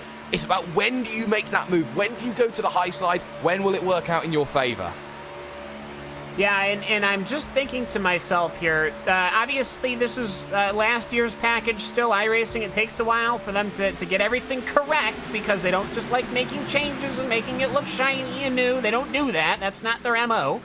They want it right, and so this might very well be, unless if they do the NASCAR package update in the March builds, which I'm not sure if they're going to or not, that this might be one of the last restrictor plate races we see with this current package, which would be fairly interesting of a marker, but I'm not sure. I think they're probably going to wait for more information. I know that they don't have the Camaro ZR1, whatever the heck they want to call it these days, to scan yet, so unfortunately no Camaro, as the Camaro has replaced the SS, but you know what? I'm hoping for that, and we'll see how these cars run in the future. But for the at the very least, Jake, this package right now, as it stands, pretty entertaining. Pretty entertaining indeed, and we're seeing now how Baxter just wants to try and find a way through. He's got to first get past Gruber. It's almost like going through the gauntlet, like going through the Elite Four in a Pokemon game. You got to beat 1 to beat 2 to beat 3 to beat 4, and if you can't beat them all, then you can't get yourself up there and you can't work it at all. That's the way it works right now. I think that You know, it's going to be the waiting game here. We're now, when they cross the line, 25 laps to go. The laps are ticking away quicker and quicker and quicker. And the more and more restless that these drivers are going to get, we've seen it very, very clearly. Their MO at Torque Freak is the one man of Tim Clayson's. They have no other way of wanting to make things happen, even though Ewens would want to put himself in that situation. And David Barraclough, he's running very high in the rankings. Well, he's the one that was involved in that incident. So unfortunate for him, I have to say, is that out of all the drivers, that was probably the most valuable one. He was the one that scored the top 5, 228 points. But unfortunately, way down the order. So who else from Torque Freak is going to take the banner? I'm not sure. All 4 of these guys could win. All 4 of these guys want to win. I can tell you that right now. They will all tell you we'll work as a team and we'll make sure we get a Torque Freak victory, and it's very important to the team that we have a good victory and a checkered flag and blah, blah, blah, blah. They all want to win. That is just an innate nature of being a driver, and if it's not a normal innate feature of being a driver in a road race, well, these guys have been on the oval for long enough that they are getting that oval bug. They want this. They know how long this has been coming. This has been an endurance race. These guys have been in this car for 2 hours and 43 minutes of extremely stressful racing, and they want a reward at the end of it, so don't be too surprised if you don't start seeing these guys start to fragment as we get to 5 to go. What about Cologne and Brock? They're positioning themselves 7th and 8th on the road right now, the 2 Grizzly machines. And we said how Grizzly was mainly wiped out, and they had that stranglehold in the middle part of the race cam. Do you think that the team of Brock and Cologne can work themselves to the front to start having that push when it is needed? And for me, I don't know how much power these guys got. I mean, Dawson Brock and Cordell Cullen, these guys really weren't the ones from the Grizzly team that had the cars. They were kind of your blockers, your helpers, your assists, and now they've got to take the mantle. They've got to be the ones to take the flag, and they've got Marco Penton, and really, I think Marco, as Stefan Baxter drops a little to get a little bit of air, he's trying to get a sniff as Gord Gruber. He's leaving enough of a gap that I think these guys are going to want to jump him in this field. If everyone behind the TFR guys go up, they should be able to get by him, because look at the distances between these cars, these Torque Freak cars. They're running defense right now, and they know what they're doing. And that is, A, impressive, but B, it's going to result in something happening fairly soon. And it's just about them working together, trying to twig it out, get a couple of minutes working. And once go through, we've seen how Baxter only wants to go when the line is formed. And we've seen teams like Grizzly want to form that line and not make it work as they drop back. Some drivers will be very reluctant to make that move. Someone like Ashley Blake Hood would not be reluctant. He would want Timu Toika to help. He'd want James Merrills to help. I think everybody from 4th back wants to jump up onto the high side, give no help to the Torque Freak boys. And I think that's what we're seeing here when they cross the line. It's 21 laps to go at Daytona. And the fun part of this is, from 1st all the way back to 12th, can win the Daytona 500. That is how the racing goes. 20 to go. And I have to say, we had that caution-filled 80 laps or so from lap 100 on.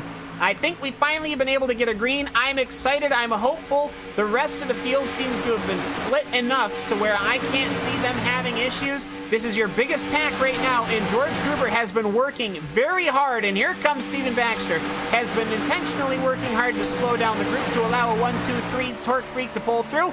Finally, I think they're starting to get the impression, hey, we're falling really far behind. They're side by side, Stephen Baxter and George Gruber.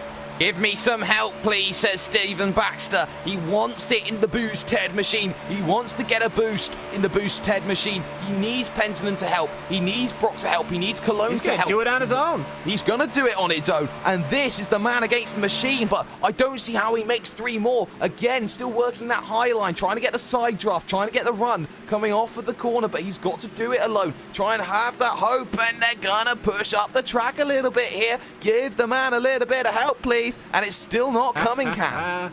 Well, no, but the front leaders, your leaders have unintentionally given him some help because their cars drifted up the track. Now they were giving Stefan Baxter the draft there and not their teammate George Gruber. So Stefan Baxter, he's powering himself on the outside line. He's using the side draft. But you see, they realized that he was in distress, so they closed back on up. They didn't leave the car gap there, but it's too late. Stefan Baxter is there. So Baxter, on his own, is running against the Torque Freak boys. They make contact. He gets pushed up the wall. Unabated, he gets back in line. How has he held that together? They came together, Baxter and Reniers, and they hold it somehow. The last Jedi is still standing, is still battling. Now Teemu Toika wants to start making the move, wanting to help Baxter. Now Ashley Blakehood gets the message and starts to push up. And inside the final 20 to go, they are now starting to work. We've got to beat the Torque Freak machine. The Sith are starting to be crumbling. Stefan Baxter, he's playing the draft perfectly because James Ewens keeps having to pull out to keep his engine in temperature, which means that Baxter gets a draft. Baxter gets a draft, he's by George Gruber, so he has the position on George Gruber, but he's got nowhere to slot in. He's using the draft by himself. He's using these cars to pull himself forward. This is very impressive. I don't think you understand how impressive this is that a single car is going up against 4 other cars from the same team that are actively working to slow him down, and he is just ignoring it.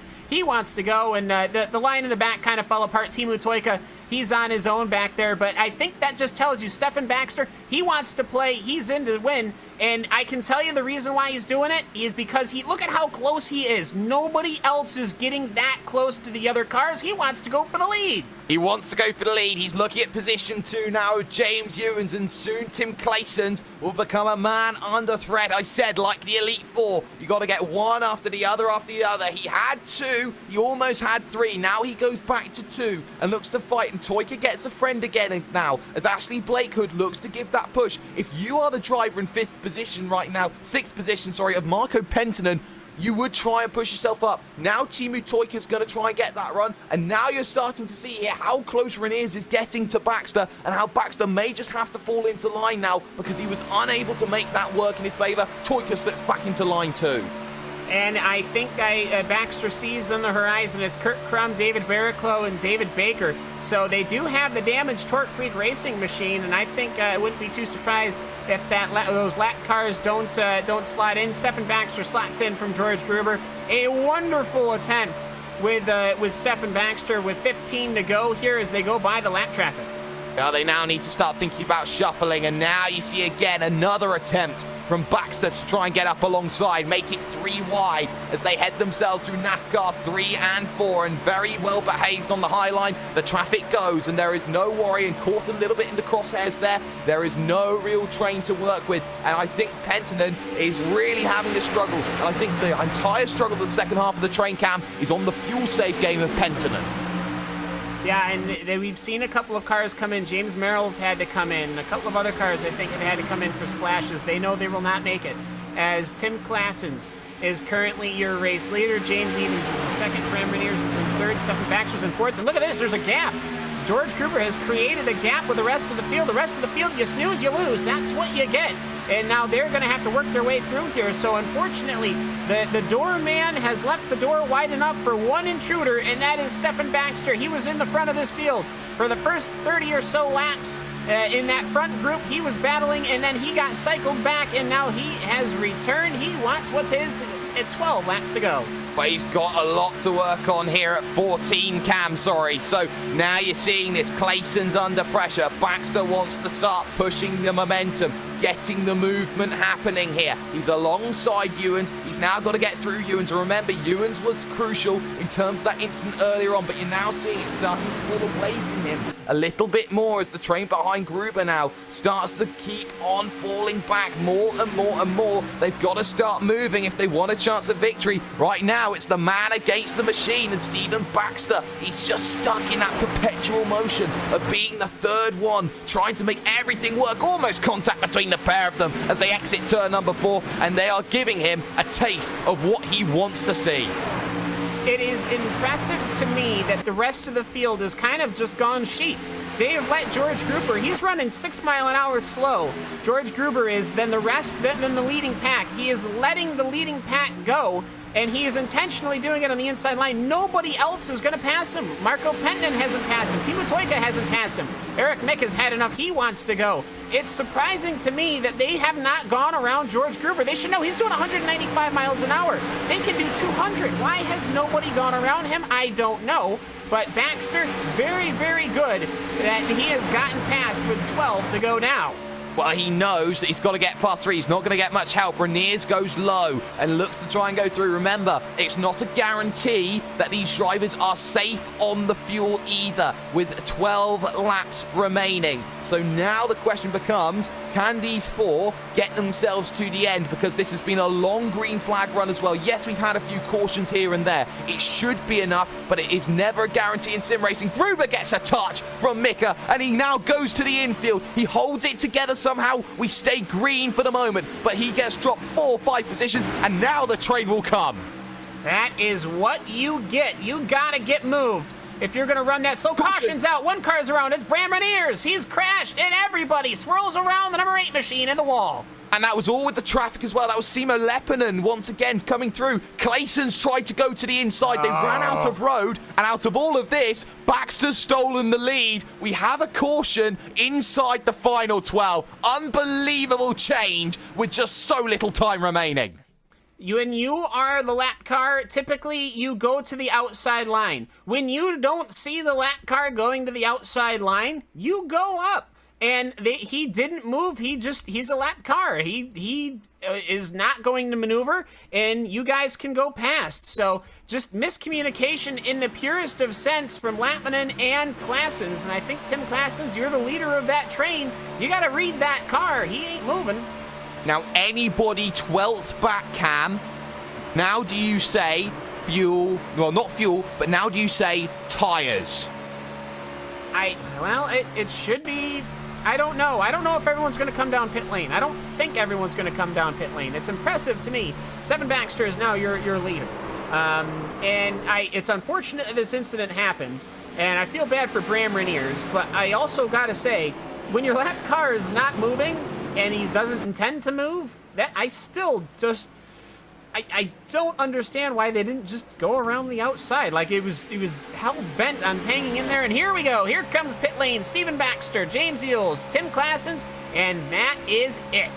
They were the drivers who didn't pit on the last 2 cycles. Gruber also in, so they need a splash and dash potentially just to make themselves safe and go through. That gives Eric Mika the lead of this one. Ashley Blake Hood in 2nd, Penttinen in 3rd, Toika, Brock, Cologne. Now, Brock and Cologne now become the scary men in the train here, Cam. They are 2 teammates, and they are up there 4th and 5th with a real emphasis to try and push.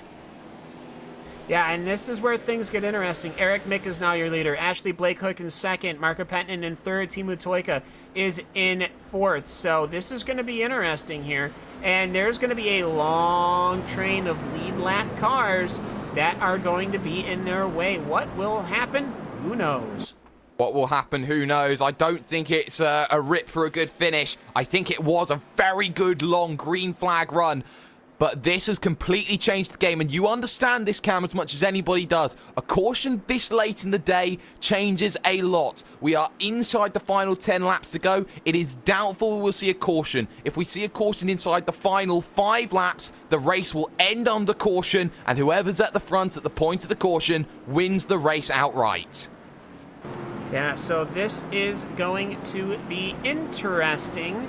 A couple of cars have only taken 2, and for me, I would only take 2. Just take 2 tires and a splash, and you're done.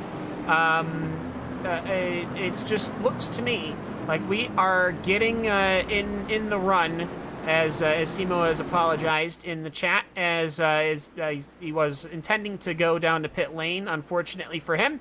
But I was unfortunate, just misreads.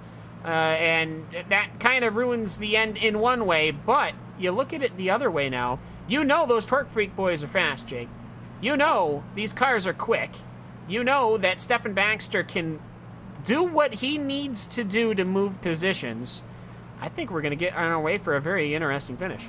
Oh, you didn't know? I think it's time we call somebody. I think we got ourselves a really, really interesting race left to go. We are currently on lap 192 out of our 200 lap stints that we have going on. I believe next lap the vehicles will line up like Noah's Ark 2 by 2, and when that happens we will have a full 6 laps to go, which means a caution on that 6th lap to go means a green and white. Anything else after that, if a yellow comes out, the race will be over, the race will be done.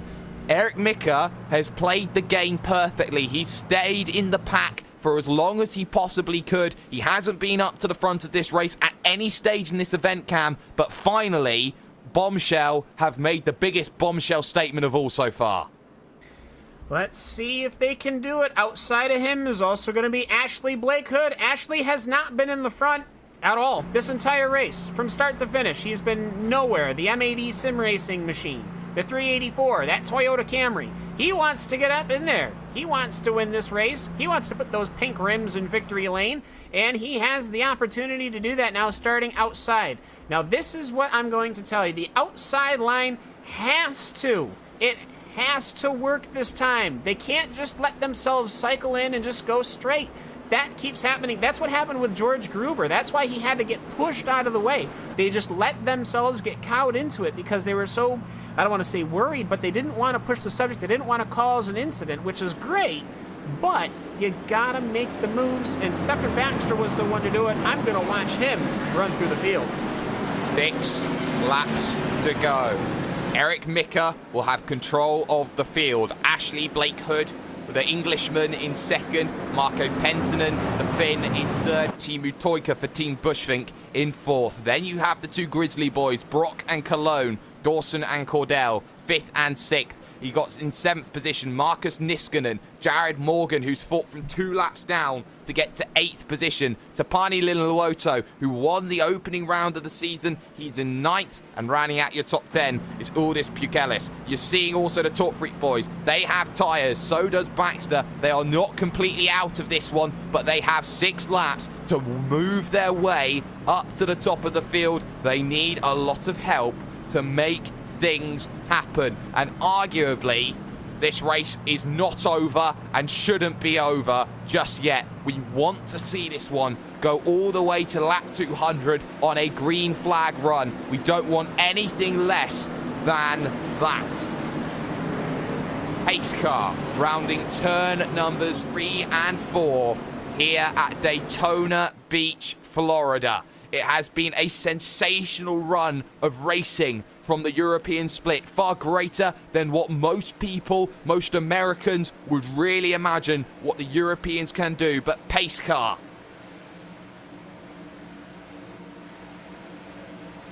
dives down onto the lane. American ethanol, green flag flies at Daytona Beach, and the jump is there for Micker, and gets some help from Penttinen. They make it 1 and 2.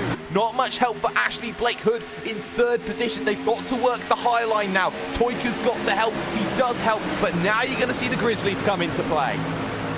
And here we go. The marbles are in play. They're just a hand's reach away as Ashley Blake has not gotten the start he wanted on the inside, on the outside line. Marco Penttinen, he has been working his butt off all day long to get into this. He's got some speed. Will he jump outside? He will not. Outside line does not yield. Cordell Collin and the car of James Morgan, I believe that is. Jared Morgan, excuse me, running the outside. Let's see what they can do. They're going to run 3 strong. Will they try to slide in? Don't know. We've got 5 laps to go.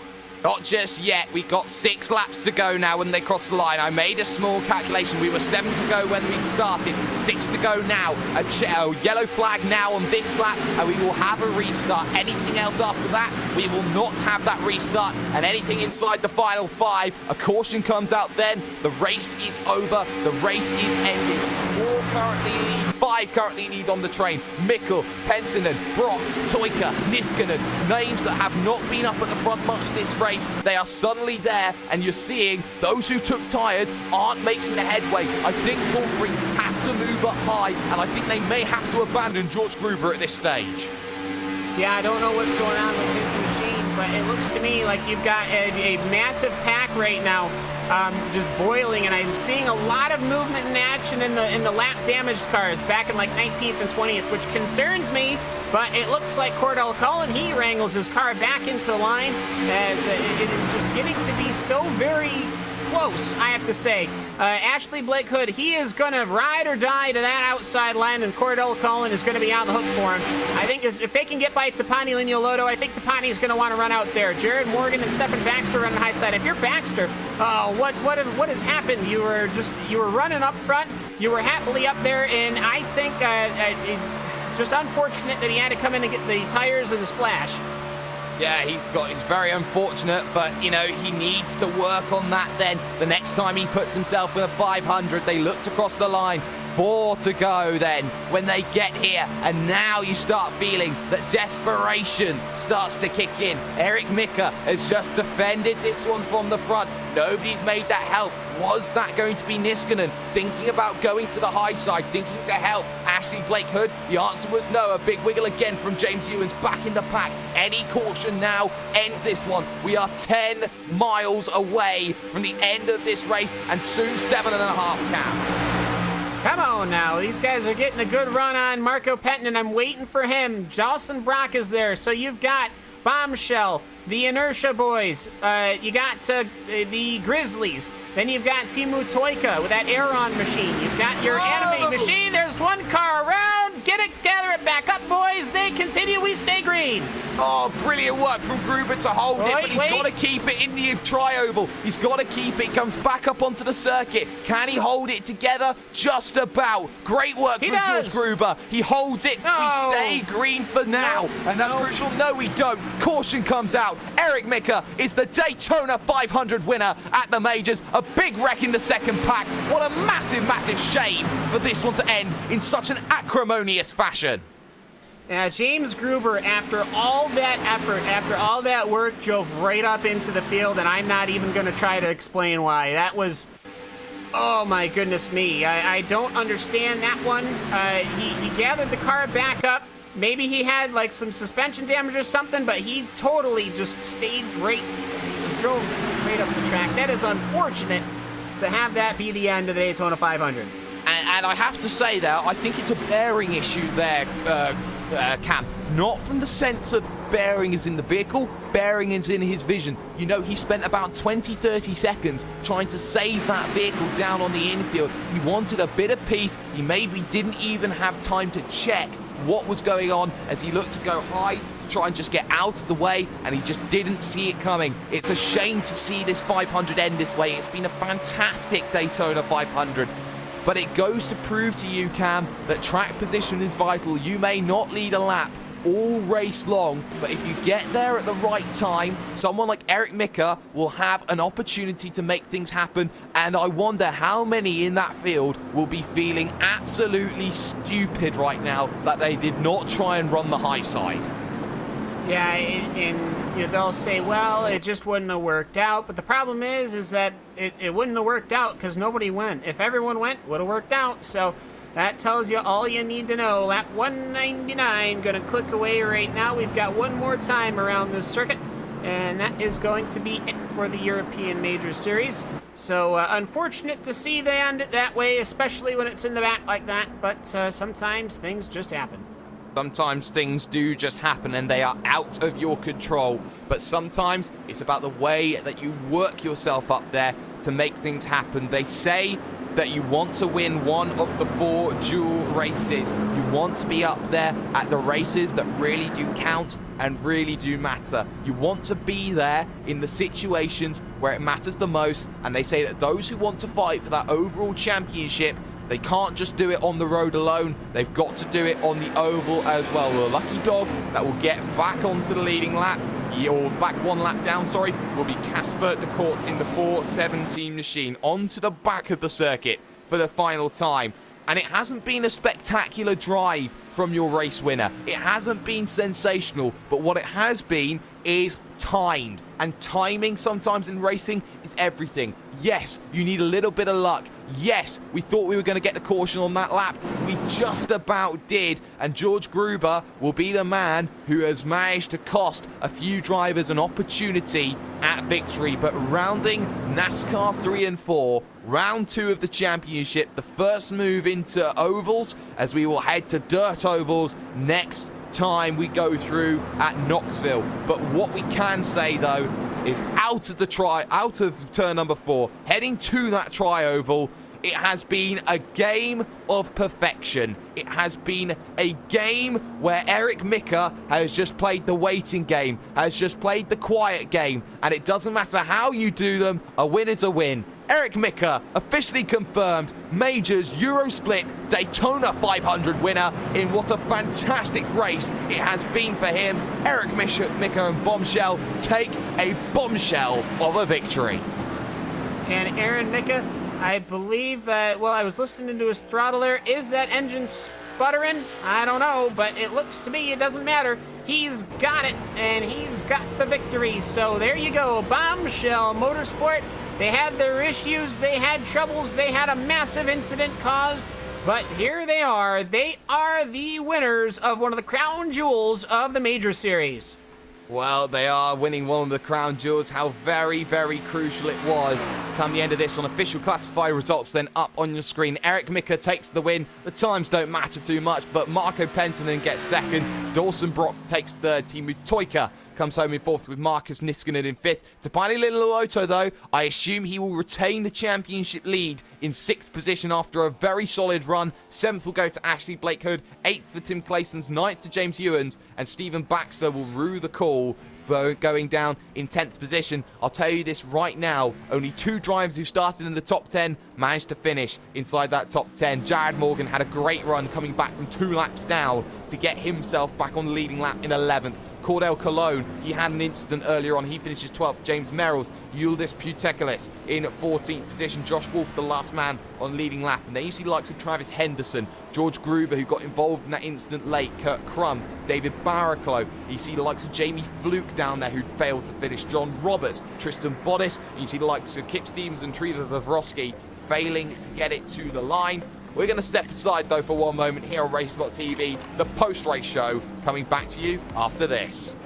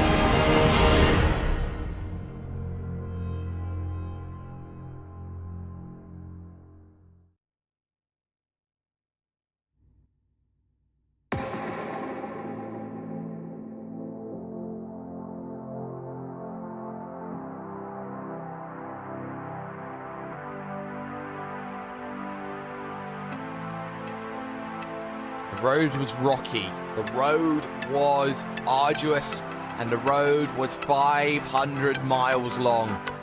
We got there with 7 cautions. It ended under caution, and that would be a shame for everybody in the rolls and in the know.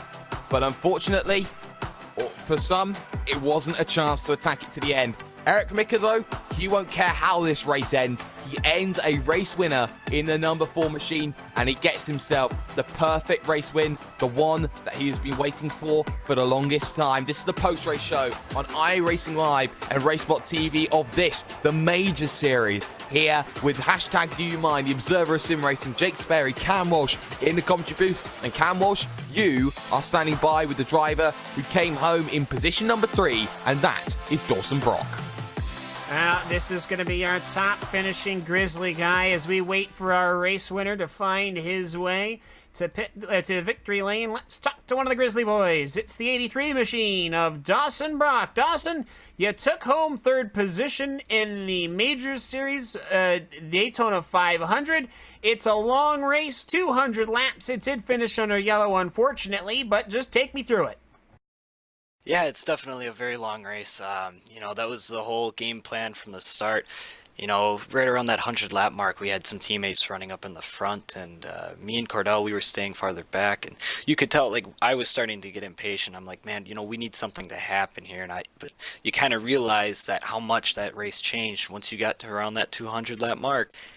Now you had all of them guys out. I was the only one really up there. A lot of them, I forgot the orange cars. The guys who were running, I believe it's Torque Freak. Torque Freak, yes, Torque Freak. They were running up in front, and then just some simple gas mileage changes that race tremendously. So I mean, what a race! But yeah, happy to come home in 3rd.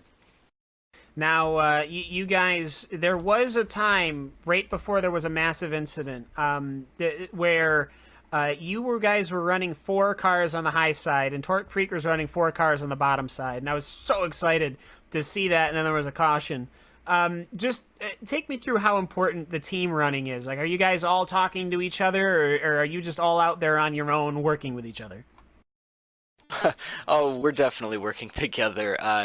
We have our little, our chat group, kind of like TeamSpeak, and we're talking to each other, and there's just yelling over yelling, and we're trying to organize. I know the week prior to this, we were, trying to figure out the best way to run together. We had the leader would stay high, the second car would stay a little bit lower, so he would then get sucked up and get a better push. I mean, we were fighting for every 10th that we could get per lap just to, make that happen. I wish we could have raced a little bit more, but man, it didn't seem like it was worth the risk running 2x2 and possibly tearing up some good race cars. Well, race cars got torn up indeed. But either way, we've got a lot of people to get to. So I will say congratulations.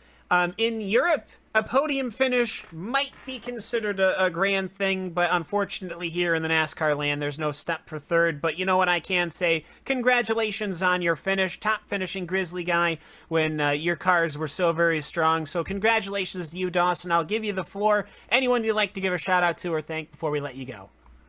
I mean, just my team, they did a great job preparing this car. I mean, we've been working for 3 weeks on this thing.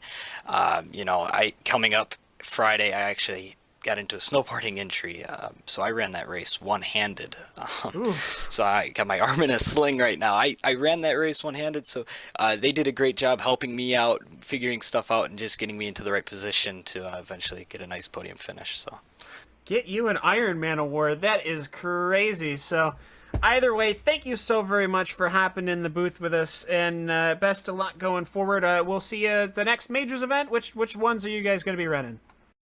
Yeah, we'll be running the Copper. I think all of our Grizzly guys will be there. Josh, I think, is going to take his guest drive and go to the Pacific. But yeah, we'll all be there, so hopefully I can join with you guys again. All right, Silver Crown's on that I got for the Grizzly. I hope you get a good paint scheme for that car. But either way, we'll see you at Dawson. Thank you so much. We'll see you later. All right, thanks, guys.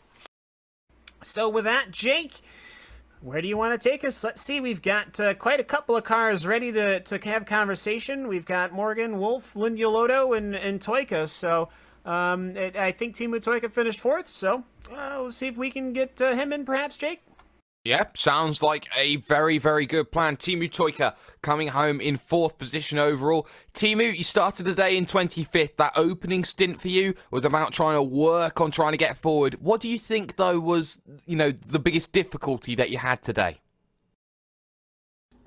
Biggest difficulty, definitely working alone, because, well, unfortunately, none of the Team Bushfink racing guys could make it to the top split, and so I had to resort to the other Finnish guys, and I could work with them a bit, but in the end they just looked more after themselves than with me. So I just tried to hang back and try to stay in the big pack.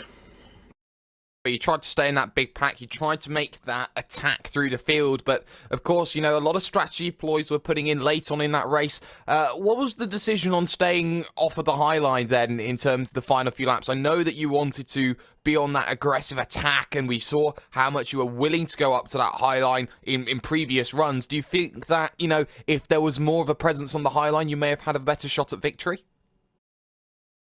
I think we would have gone to the high line with Marco, unless there was a late caution, but just like happened. And I think we would have gone like with half a lap to go to the outside and try to push Marco to the win. But unfortunately, we couldn't find out if we could have. Well, that is certainly a shame, but of course, we're heading dirt bound. We're heading dirt oval bound for our next run. And in terms of your dirt oval skills, you know, how's that faring for you? Well, we're going to Phoenix next round. Sorry, my bad. But Silver Crown, I haven't driven that much, so I have to see. I definitely have to practice more for that. Than the last two rounds, now the two Daytonas. But we'll have to see. I like Phoenix, and I like high-powered small machines. Well, that's always going to be very useful for you. Any shout-outs or sponsors you'd like to give to the boys back at Bushfink? Yeah, definitely. I want to thank the Bushfinks for the mental support, and I want to thank my personal sponsor, Aeronauts-palvelu, for the best second-hand cars in Finland. Not a worry at all. Team Toyka coming home then in 4th position overall. And Cam, I can officially say I'm tired. I've been up since 7 o'clock in the morning. I've done 2 broadcasts, and my length is now hitting, what, 7 hours, 8 hours or so? Okay, well, you know, I mean, I can't just have you curl up in the booth. It's just, I don't have a sleeping bag on me. No, that's fine. But I tell you what, I will be nice. I will give you Tapani Linluoto. Yay, it's Tapani. Hello, Tapani. The 951 machine. It's a little bent. It's a little beat on, but that Chevrolet came across the line in 6th position. The inertia car, well, you guys, it's been a run for sure. Take me through your day here at Daytona. Well, actually, I had the beaten car for almost, well, the first green run. I had a broken car from lap 1, and after the green stint I got it fixed, and after that I had a good run to the lead pack, and then I got caught in a couple of the yellows, the mayhems, and well, luckily the wheels were still pointing straight, and the engine was working, so I could hang behind other cars, and I just I think I got 2, maybe 10 positions with my last tank of fuel, so I'm pretty happy with that. Yeah, oval racing, not necessarily something that you would expect a Finnish driver to be very capable of doing, but you guys did a very, very good in the runnings. Top 5, I think, was 3, and then you're in the 6th. So great running from the Finnish guys, and it's how unique is it? How much did you have to learn really to be able to play in the draft here and race at Daytona? Well, I have some oval experience from maybe 15 years ago, so the Finnish guys are actually quite experienced in ovals. We have our own oval leagues and stuff, but super speedways not so much. So it was a learning experience. I had a lot of fun, even though I got caught up in a couple of those crashes. But it was a great race, and I'm really happy with P6. And now the cars are going to go from these Gen 6 stock cars to Silver Crown cars. Are you going to be there for the Silver Crown race at Phoenix? Yeah, sure. I try to be. I have the car, and I don't think I have driven it in 7 years or so. So we'll have to see how it works. But again, Phoenix is a great track, and the old Phoenix, at least, and I think I'll have some fun there too. Well, either way, congratulations on your 6th place finish. Anyone you'd like to give a shout out to before we let you go? Of course, all my Inertia teammates and Teemu Toikka, who was also with us to race. Thanks, guys. It was a great race. All right, Tapani Liniolotto, a good run here in 6th position. Thank you so very much, and we'll see you next time.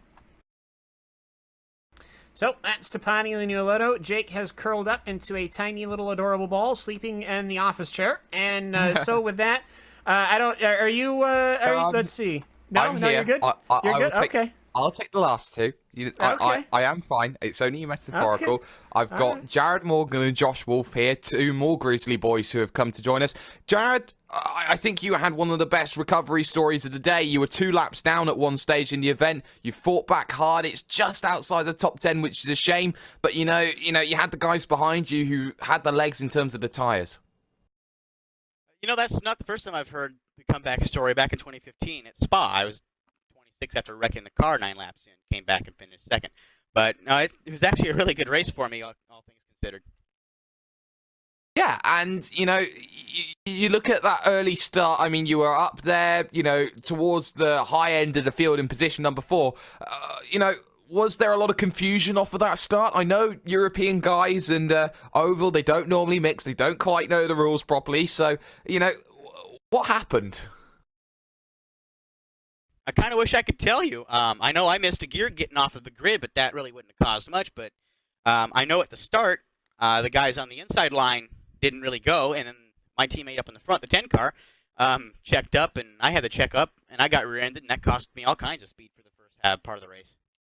It certainly did cost you, but Josh, I'll come to you now because you were very influential in the middle part of that race, really trying to help Treva Vavrovsky really get that gap up at the front and trying to work forward. You were a couple of laps down, but, how important is it at Grizzly to really be working together as that team unit?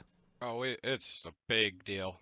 We spent most of the practice before the race trying to figure out if we could get hooked up, how to possibly switch out to keep cars cool but still keep our speed up. And we didn't really get to show that, but we did kind of find something that if it would have happened, it would have been interesting to see what had gone on. But yeah, this was a big circle on our list to do really well, and we did okay. Just had difficulties with getting caught up in different incidents when we were trying to make up spots. And do you feel that with a very solid race under the belt, you had yourself those very good drives, you still get yourself to P15, you're still on the leading lap, would you still call that a success for you? Oh, last year, I finished 3rd in the Pacific Split and standings at the end of the year, and it was just by consistency. I didn't win anything. I just finished well, and that's what we got to do. Not too disappointed. Yeah, I think we could have done a little bit better, but come out with a top 15 and with 3 of our drivers, I think it's great for points, and we'll see what happens the rest of the year. But you certainly will see what happens for the rest of the year. The 2 boys then from Grizzly Motorsports, we've already heard the thanks and the sponsors, shall we say. We've seen Jared Morgan, we've seen Joshua Wolf as well. But Cam, your final thoughts after what is a fantastic Daytona 500? Well, it was good. It was interesting. I think it was a good mark. We had a good NASCAR race. Anytime you can get these stock cars together at Daytona, you have a good field. You got to remember, we had 15 cars finishing on the lead lap. We had some good running. Shame about the end, but you know what? Things happen. And hey, look to Silver Crown racing. Yeah, well, looking forward to Silver Crown racing indeed. And of course, my tiredness thinking that we're going to be on dirt. And of course, you can put a little bit of dirt on the inside there. Not with Silver Crowns. Not with Silver Crown. No, that's Silver very Crowns. true. That's very true. But unfortunately, that's all we're going to have time for here this afternoon, this evening. A massive thank you to all the drivers, all the teams, all of you who have been watching at home. Special thanks have to go to And Designs, our official graphics partners here at RaceSpotTV. ATVO and Apgeneer, our official graphics engine here at RaceSpotTV. And of course, Istvan Ballo's track cam packs for Gourmet. Make sure that you check them out. And of course, Nick Thyssen in terms of our live timing, and Simon Grossman for our animations. It's not over tonight though on RaceSpotTV. Join Will and the gang for Indy Elite Series coming back to iRacing once again. Make sure you see the fastest guys in IndyCar looking to try and have that push. And also don't forget that in just 1 week's time, Blancpain is coming back to party, and the World Championship season will kick off in road once again. Join Paul Smith and his gang in all for that one. But for the time being, Cam Walsh, Jake Sperry, Hugo Louise, do you mind? That was a sensational Daytona 500. And you know what? I think the Brits can call a race from time to time. Make sure you check out everything that we got going on. But until next time, we'll see you down the road.